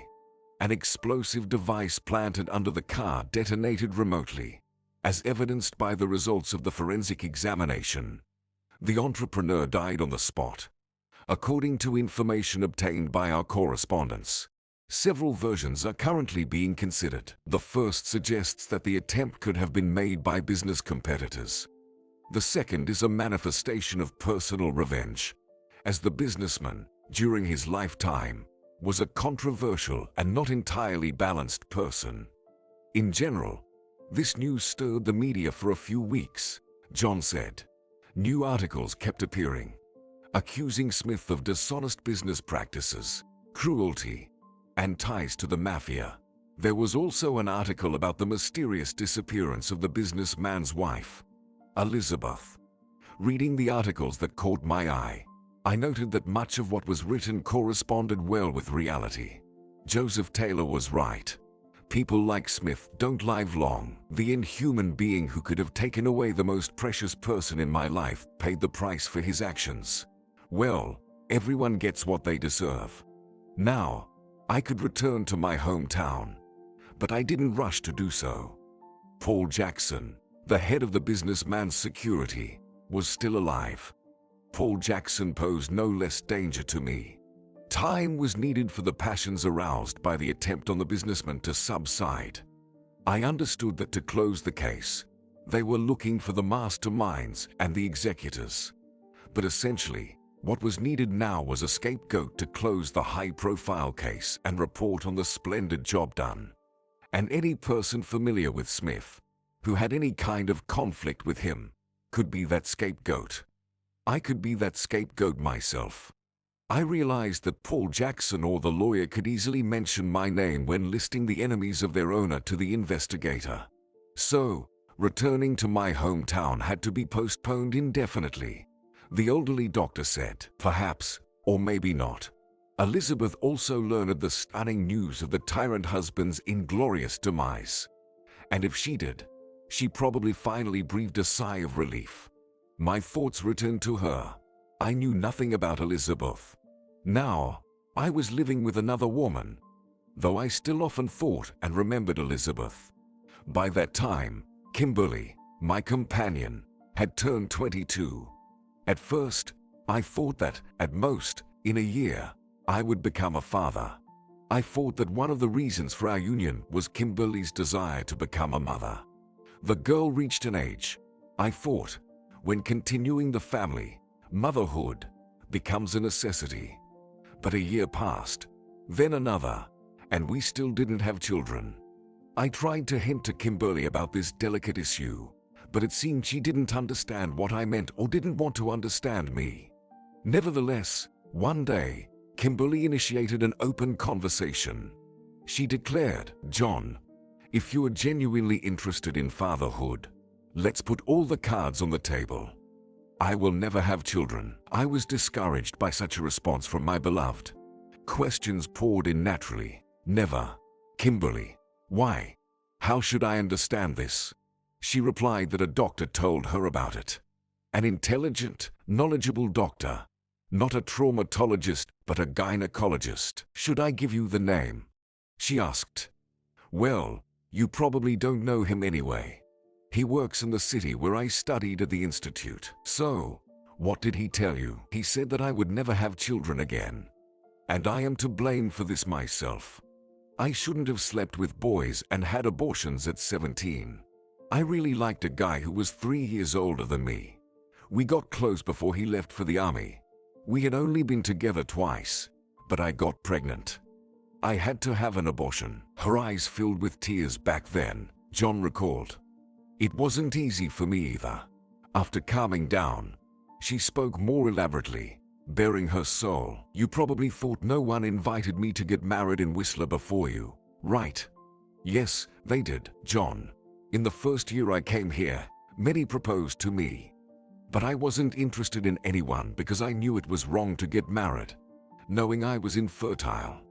Young guys wanted a real family for children and continuation of their lineage. What could I offer? Nothing.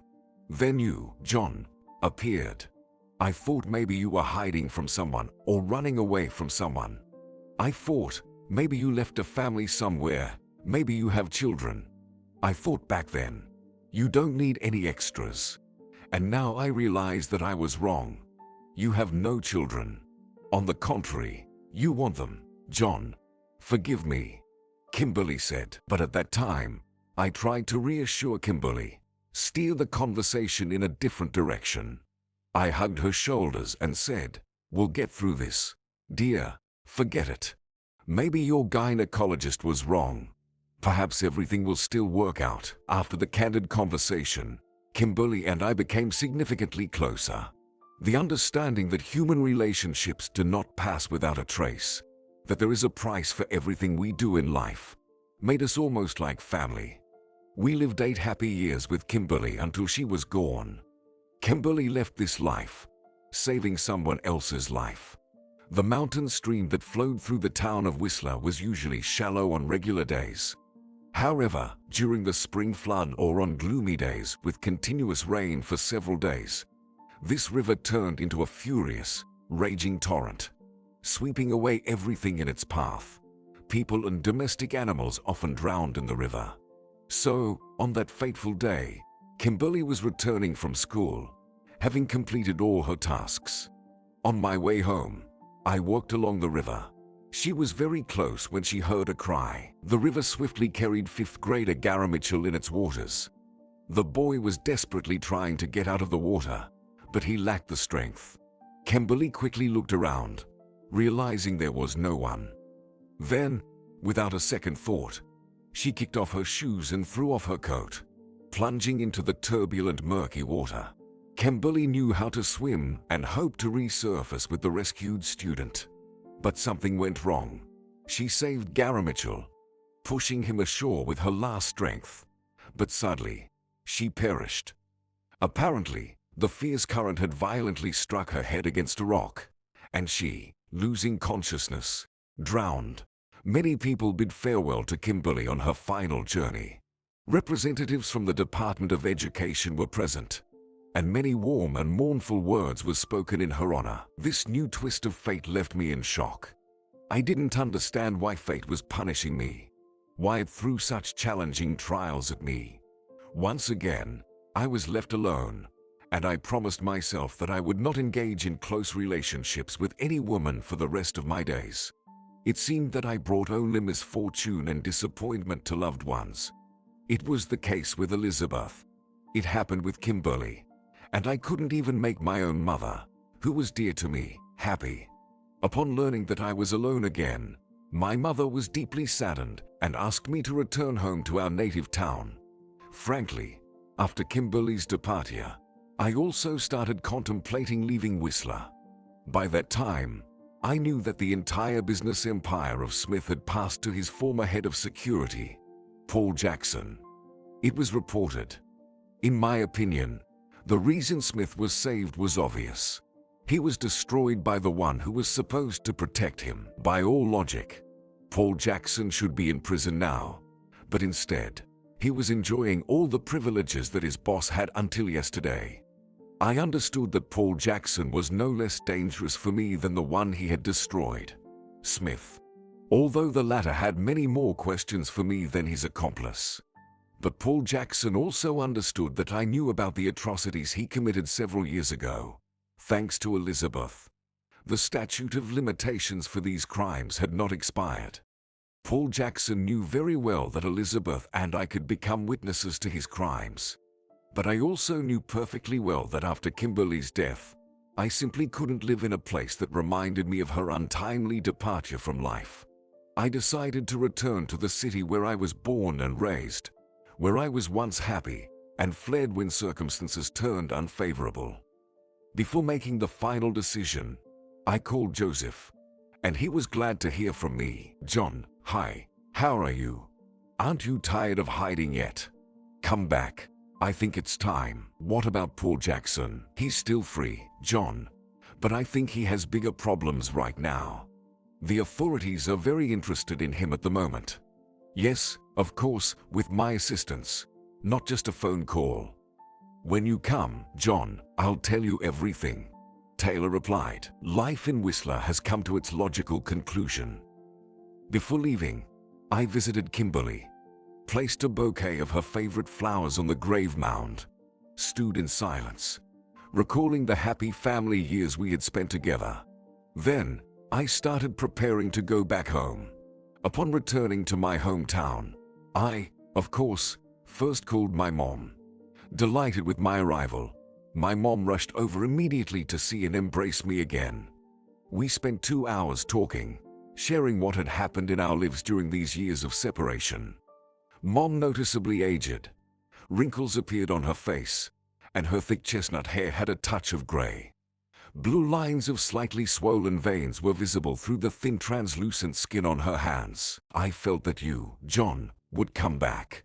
It's so good, my boy, that you've returned." In our conversation about the past and the future, Mom couldn't help but complain that she never met Kimberly and that I was alone again. "And, John, you probably still remember Susan?" my mom asked then. I answered that I remember her well, understanding where she was heading. "She's a good woman," my mom said. "Marry her, son. She's still single. I saw her recently, and we talked. She asked about you." At that time, I replied, "No, Mom, I won't marry." Sensing with a mother's heart that the conversation on the initiated topic was not entirely pleasant for me, my mom stepped back.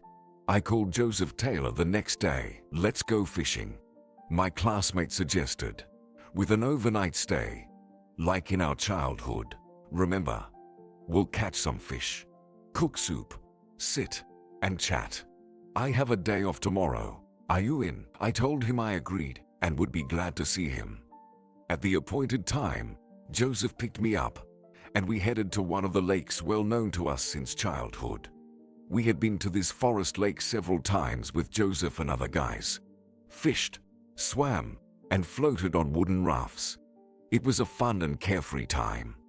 The fishing then, I must say, turned out to be successful. John smiled.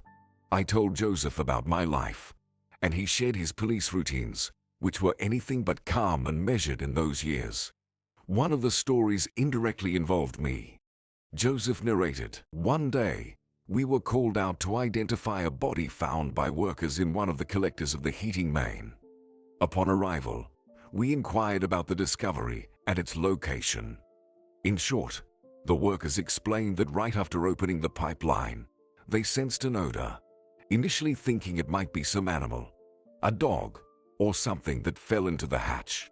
However, one of the bravest descended and found a corpse. They promptly called us, my partner, the forensic expert, and I went down into that collector, taking flashlights, and started exploring the heating main, following the smell. To cut it short, we reached the location, John. We examined the remains carefully. Nothing seemed suspicious. There sat a skeleton, covered with remnants of clothing, leaning against the pipe, huddled against the wall. He wore a knitted winter hat on his head, winter boots on his feet, jeans, and a sweater.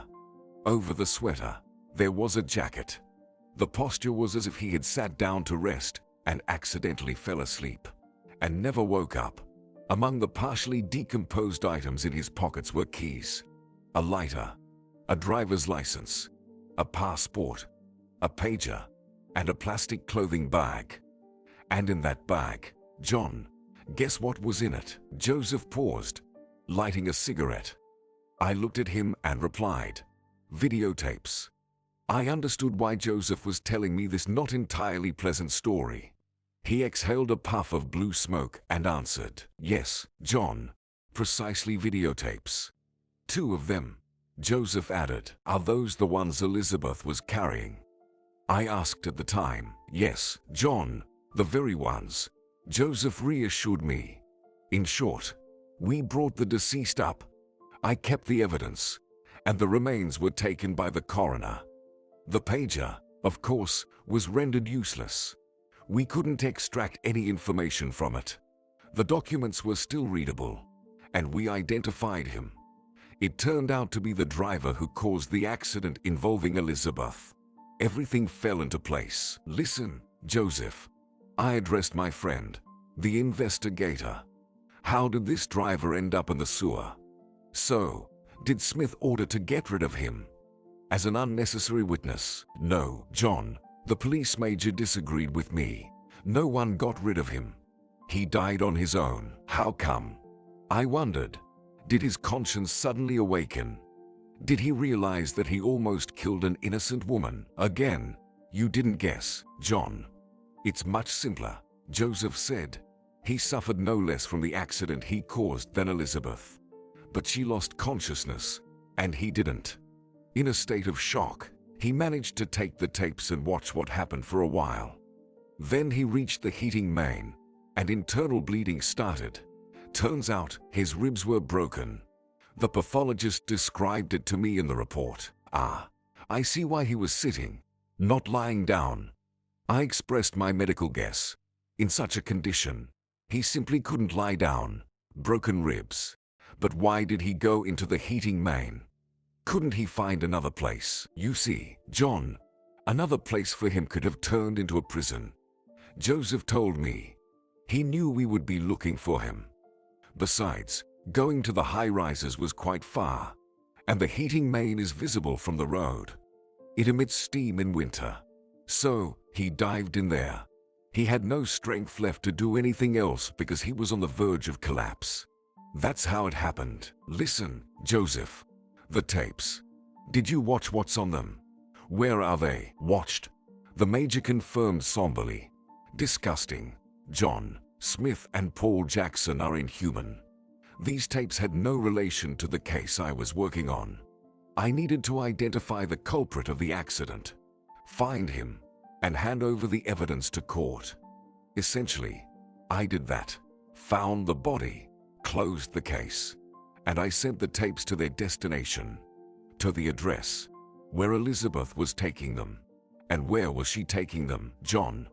Don't you remember? She was taking the tapes to her father's friend, Assistant Prosecutor Thomas Johnson. I replied to Joseph. Yes, it seems she was taking those tapes to Thomas Johnson. The Assistant Prosecutor, correct. Taylor confirmed. To Thomas Johnson. I handed them over to him. What did you hand over? I wondered. Come on, you're something. And what about Thomas Johnson? Well, I think he sent them where they needed to go, Joseph said. I heard that they started digging into Paul Jackson specifically. Perhaps soon we'll hear and see criminal news featuring that scoundrel. After resting at the Forest Lake, by noon the next day, we returned to the city. Joseph advised me to apply for a job at the city hospital, saying, "The chief physician there is different now, John. No one remembers you or your story anymore. So go and apply for the job. We always need good doctors." Upon returning to the city, the desire to find Elizabeth haunted me. I needed to find Donna Harris's parents to discover the address where their daughter was living in Germany. Through Donna, I could find Elizabeth. If I at least find this, I thought, then I can contact Harris. I found the address fairly quickly. I didn't understand why I hadn't done this earlier. After all, I could have used the city phone directory 10 years ago. Anyway, dialing the number printed on the time-yellowed page of the phone book opposite the Harris surname, I mentally noted to myself that everything should be correct. Finally, someone picked up the phone on the other end, and I said, "Hello, is this the Harris residence?" "Hello," an elderly female voice responded. "And who are you?" I introduced myself as a friend of Donna, realizing that I needed to somehow engage the caller in conversation. "Donna," the voice inquired. "Is she the one in Germany?" "Yes, probably her." "And what? Isn't she your daughter?" "No, she is a complete stranger to me." "What do you need? Why are you calling?" I replied that I would like to speak with Donna's mom. "Can I hear her?" They told me no. "You can't hear her. She's gone. The house is no longer hers. She's in Germany, taken there by her daughter. This Donna, the same one who took her." So I asked if you know their address or phone in Germany. "I really need it." The lady replied that she knew nothing. Deciding not to despair, I continued searching for any information about the woman I loved. Soon, from newspaper pages and TV screens, there was talk that investigative actions were taking place in Washington regarding Paul Jackson. The news wasn't sensational for me since Joseph had already informed me that law enforcement was digging deep into this individual. Finally, I had hoped that this news would reach Elizabeth, and she would definitely come to America. I hoped that being in Washington, Elizabeth would remember me and get in touch, let me know that she wanted to meet me. But Elizabeth might not have known that authorities were interested in the killer of her parents. Perhaps she simply didn't want to return or just forgot about me. She didn't consider it necessary to meet me, notify about her arrival. Still, I thought she wasn't in America. I didn't want to believe that she simply erased me from her memory, and our paths diverged forever. John sighed. After some time, I finally decided to meet with the assistant prosecutor, Thomas Johnson. The thought occurred to me that Elizabeth might have written to him or called while in Germany. Of course, these were just assumptions, a weak hope that Elizabeth would be found. I didn't know the home address of the assistant prosecutor, didn't want to call the office, as the conversation was purely personal. I decided to go to the prosecutor's office. At the entrance to the building, an employee stopped me and asked about the purpose of my visit. I said I needed to meet with the assistant prosecutor. "Can I see him?" The employee looked at me somewhat puzzled and replied, "You probably aren't aware. Thomas passed away a week ago." "Passed away?" "Yes, that's right." And then I said, unexpectedly, "Yes, his heart suddenly failed," confirmed the sergeant. I truly accepted Thomas Johnson's death as something unexpected, and an inner sense told me that something was wrong here. Could it be links in the same chain? The transmission of tapes, the investigation of Paul Jackson's activities, and the sudden death of the assistant prosecutor, a longtime friend of Elizabeth's father. What next? This thought scared me a lot. John said, "Listen, Joseph, I called a friend from a payphone near the prosecutor's office. We need to meet. There's a serious conversation." Joseph was surprised and said, "John, you're scaring me." "Well, let's meet if we need to. I finish at 6. I can't make it earlier. Go to the department. Come by around 6, and we'll talk about everything in general." At 6 in the evening, I was near the entrance to the police building. Joseph didn't keep me waiting long. "Shall we go to my place?" he suggested, opening the door of his car. "It's hot today. We'll grab some beers." "How about that?" I agreed. We got into the car and went to the nearest market, and then to his place. After taking a few sips of beer, Joseph sighed contentedly. "Well, now tell me." I'm listening attentively, and then I asked, "Joseph, have you heard that Thomas Johnson passed away?" "Thomas Johnson?" he exclaimed. "I heard that someone from the authorities died, but I didn't think it was him. I saw him about 3 months ago. I think," Joseph added, "there was nothing about him that hinted at illness. He was a sturdy old man." "Yeah, exactly," I noted then. He was sturdy. But for some reason, now we're talking about him in the past tense. Was. And do you doubt that he died naturally? Do you think someone helped him? Well, you can expect anything from these people. "I saw this Paul Jackson," I replied to Joseph's question. "I think his hand wouldn't have trembled. Maybe Thomas Johnson was threatened, blackmailed, forced to forget about the tapes, the statements. Maybe, under pressure, he told them where he got them and who handed them to him. Do you understand what I mean, Joseph? And what are you saying? Am I next?" Joseph replied with a question. "John, I'm not afraid of them. Let them try to mess with me." "Joseph, I don't think that way. I know you are not afraid. Just take note. I hope everything will be fine for you." Joseph and I parted ways that evening when it was already dark. John recalled. We agreed to go fishing again at the forest lake next weekend. We really enjoyed the previous trip. We wanted to be in nature again. We arrived at the lake in the evening. Joseph stayed on the shore, and I decided to try fishing gear from the water. I inflated a one-person inflatable boat and paddled to the Water Lilies Island. The fishing spot I chose turned out to be successful. In half an hour, I pulled out several hefty fish from under the round leaves of water lilies. The fishing was in full swing when another car appeared on the shore. By its contours, I understood that they came in a Mercedes. "Well," I grumbled to myself, looking towards the newcomers. "More competitors have arrived. It's good if they are fishermen, not a cheerful company of bonfire and sun lovers." Another bite distracted me from what was happening. Our attention was focused on the float, which suspiciously moved from its place and slowly began to drift away, submerging into the water. The hook set was successful. I felt a decent trophy on the hook. Meanwhile, from the shore, where Joseph remained and where the car had just arrived, a quite audible dialogue reached me. "Yes, that's correct," Joseph replied. "But at the moment, I'm not dealing with work issues." "Excuse me, I'm off today, and we're not here about work, officer," one of the three standing next to Joseph replied. "We're here on personal matters. Greetings to you from the prosecutor to whom you handed over that bad film. He's been waiting for you, there, on the other side."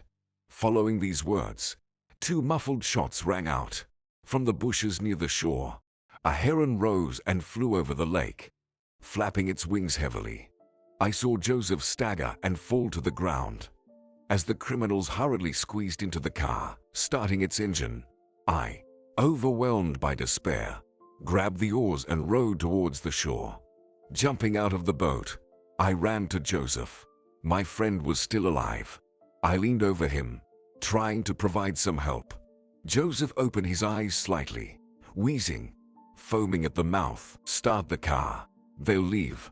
There's a phone at the crossing." Using the first aid kit, I tried to stop the bleeding. I dragged my friend into the car and, as he instructed, started the engine. John recounted. In general, there were several roads leading from the lake to the town. I saw where the bandits directed their car. They took the road everyone used, but it wasn't the shortest way to town. Starting the car's engine, I raced along a shortcut through the forest. Not everyone knew this forest trail. Only a few used it because it was challenging for light vehicles in spring and fall. However, it dried up in the summer, avoiding puddles, and was as good as other dirt roads. They were standing at the railroad crossing with a closed barrier. A train was approaching. I accelerated and crashed into the back of the Mercedes. The impact jerked it forward a few meters, placing it right on the tracks. Within seconds, the train collided with their car. There was a deafening crash, then the clatter of metal, and the screech of the braking wheels. That was it. My head was ringing. Well, the score was settled. But I crawled out of the wrecked car, surveyed the surroundings. Glass and plastic shards scattered all over the crossing. The Mercedes was crumpled and didn't resemble a car at all. This piece of metal was smoking, dragged far from the crossing by the train. I understood that they didn't survive. The impact was too strong to give them a chance to live and continue their vile criminal life. Later, I learned that Paul Jackson and his accomplices were in that car. An ambulance arrived a few minutes later, summoned by the crossing guard, along with a traffic police crew. Joseph was saved. His body coped. His heart was not affected. Only the lung and intestine were hit. I was tried. I went to prison for 5 years. I could have received a longer sentence, but Joseph's colleagues helped me. Joseph himself sincerely testified before the judge that if I weren't there, he wouldn't have survived. Well, the court took into account the personalities of those I pushed onto the train. And, in general, I went there. In prison, I worked in my field. I treated the inmates. How can this be? John, you punished the criminals, saved a policeman, and they sent you behind bars. It's unfair. Nurse Barbara exclaimed. For what? Everything is fair, Barbara. Fair, replied the doctor. No one has the right to unilaterally decide the fates and lives of others. Isn't that vigilantism? A crime? I didn't hesitate about it. Believe me, I had time to think. Well, what about Elizabeth? Did you meet her in the end? Other medical workers inquired, attentively listening to the story. John smiled wryly. No, I didn't meet her.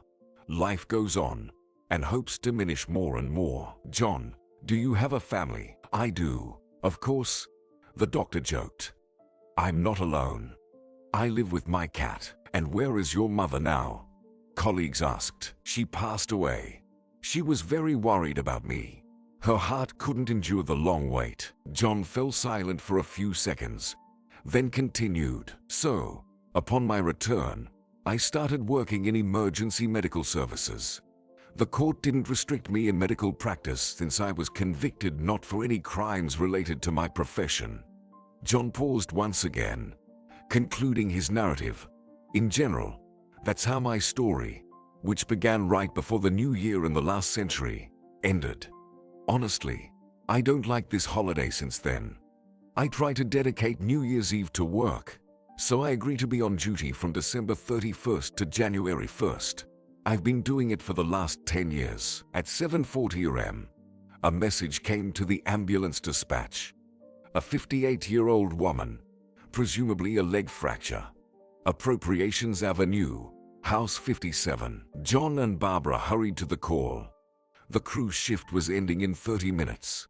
This was the last call for the shift that started on duty in the old, already departed year. The country entered the new year. The ambulance quickly reached the specified address. Less than 10 minutes after receiving the call, John and Barbara were already riding the elevator to the relevant floor where the injured patient's apartment was located. A woman in her 60s opened the door. I'm her neighbor, she warned, rushing to explain. The patient is in the room. We were celebrating the new year together. Then we were planning to go to the market to buy some tangerines. But she fell. Come in, you'll see everything. Entering the room, John and Nurse Barbara saw the patient lying on the couch.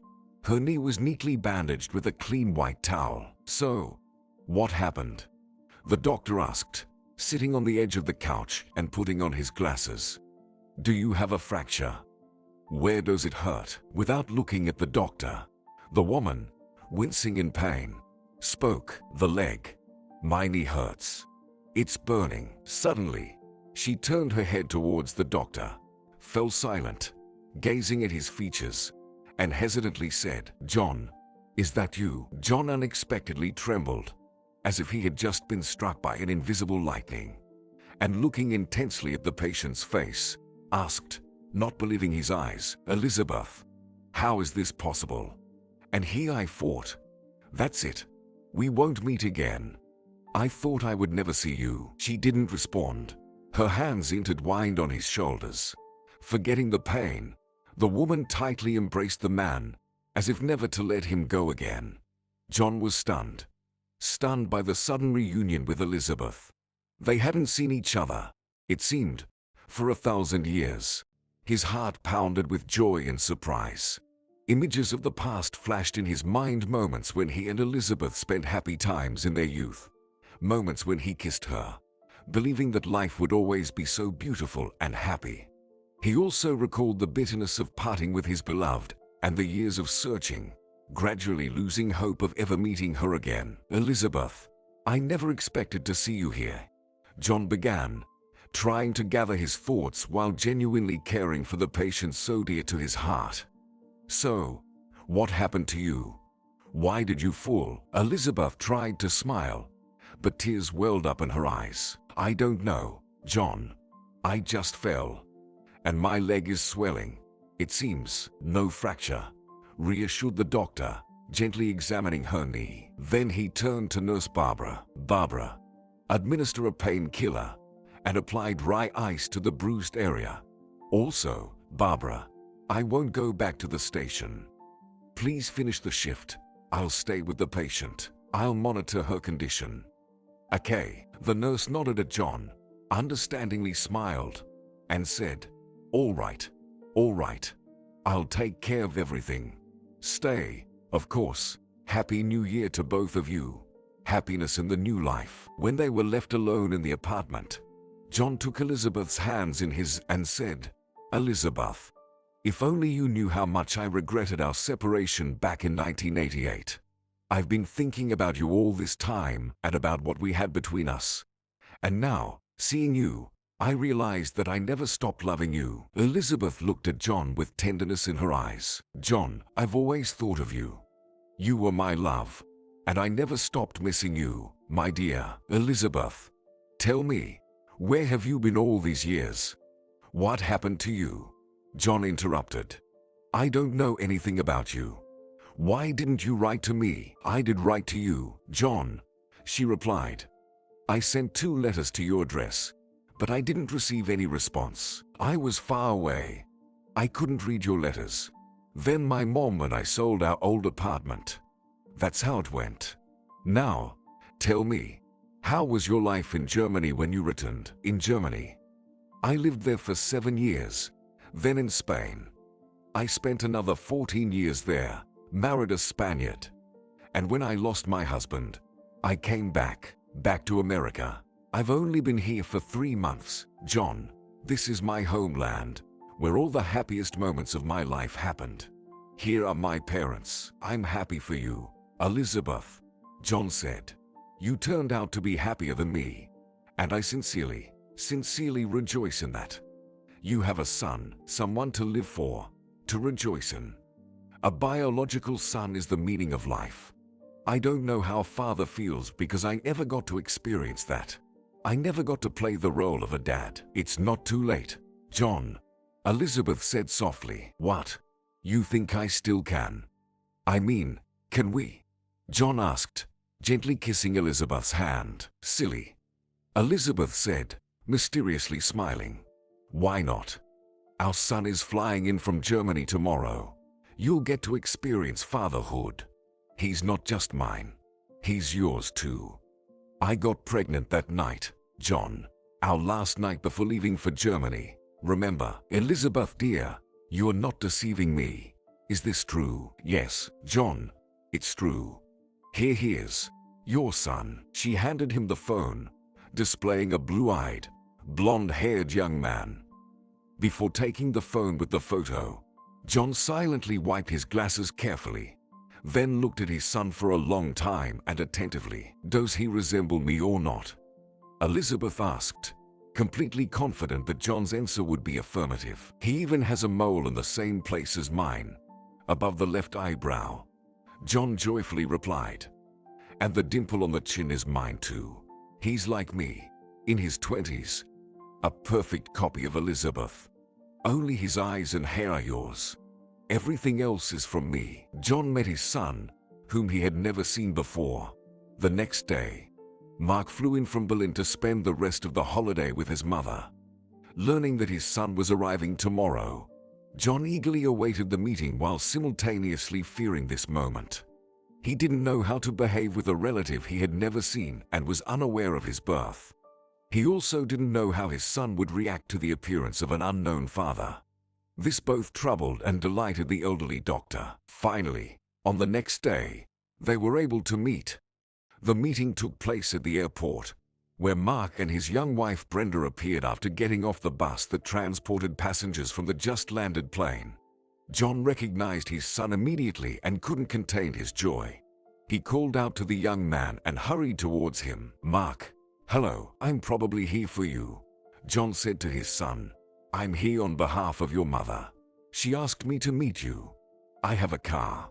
Let's go." On the way from the airport to the town, John didn't attempt to confess to Mark that he was his biological father. Inappropriate here, John thought, stealing glances at his adult son. There will be time later. I'll introduce myself. Let Elizabeth tell him that I am his father. That would be right. And he really looks just like me in my youth. "What's wrong with Mom?" Mark asked anxiously. "Is it something serious? A bruised knee joint? In a couple of weeks, the swelling and pain will subside, I assure you. And you're a doctor too?" "Yes, a doctor," John replied. "Coincidence? I'm a doctor too. So, we're colleagues," the young man pleasantly exclaimed. "Yes, it seems so," agreed John. "But I think we not only share the same profession but also—" He didn't finish his sentence. Unexpectedly, Brenda, who had been silent until now, entered the conversation. "You have a mole above your eyebrow, I think, and on the chin." Mark instinctively touched his chin, then looked at the small mirror reflecting the driver's face and, with a strange smile, said, "Exactly the same." "It shouldn't be any different, Brenda," John said, realizing that he wouldn't be able to hold back any longer and would call this grown-up boy his son for the first time in his life. "The thing is, we're family. I'm your father." The remaining time on the journey passed like a dream. John's son was asking him something, and he responded, trying not to cry from happiness. Then came the family feast, with parents sharing stories of their long, challenging journey to happiness. John was grateful to fate for giving them a chance to live out the rest of their lives together. John and Elizabeth finally became inseparable. They supported each other, helped overcome difficulties, and found joy in life's small moments. They realized that love and happiness could be found even after a long separation. John knew he would never let go of Elizabeth, and Elizabeth believed that her beloved husband would now be with her forever. They planned to build their future together, and nothing could stand in their way. They knew they could overcome any challenges because their love was stronger than anything. John and Elizabeth finally found the happiness they had always dreamed of. Love conquered all obstacles, triumphed over all difficulties. The next post-holiday shift for the ambulance crews began unusually. It started with congratulations from everyone's beloved and respected doctor, John. It was a personal family celebration. The ambulance crews welcomed John with applause and a unanimous triple congratulations as he arrived for work. John immediately figured out who had shared the news of the unexpected happiness that knocked on his door on the past New Year's morning.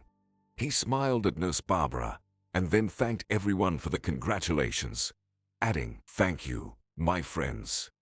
Believe in miracles,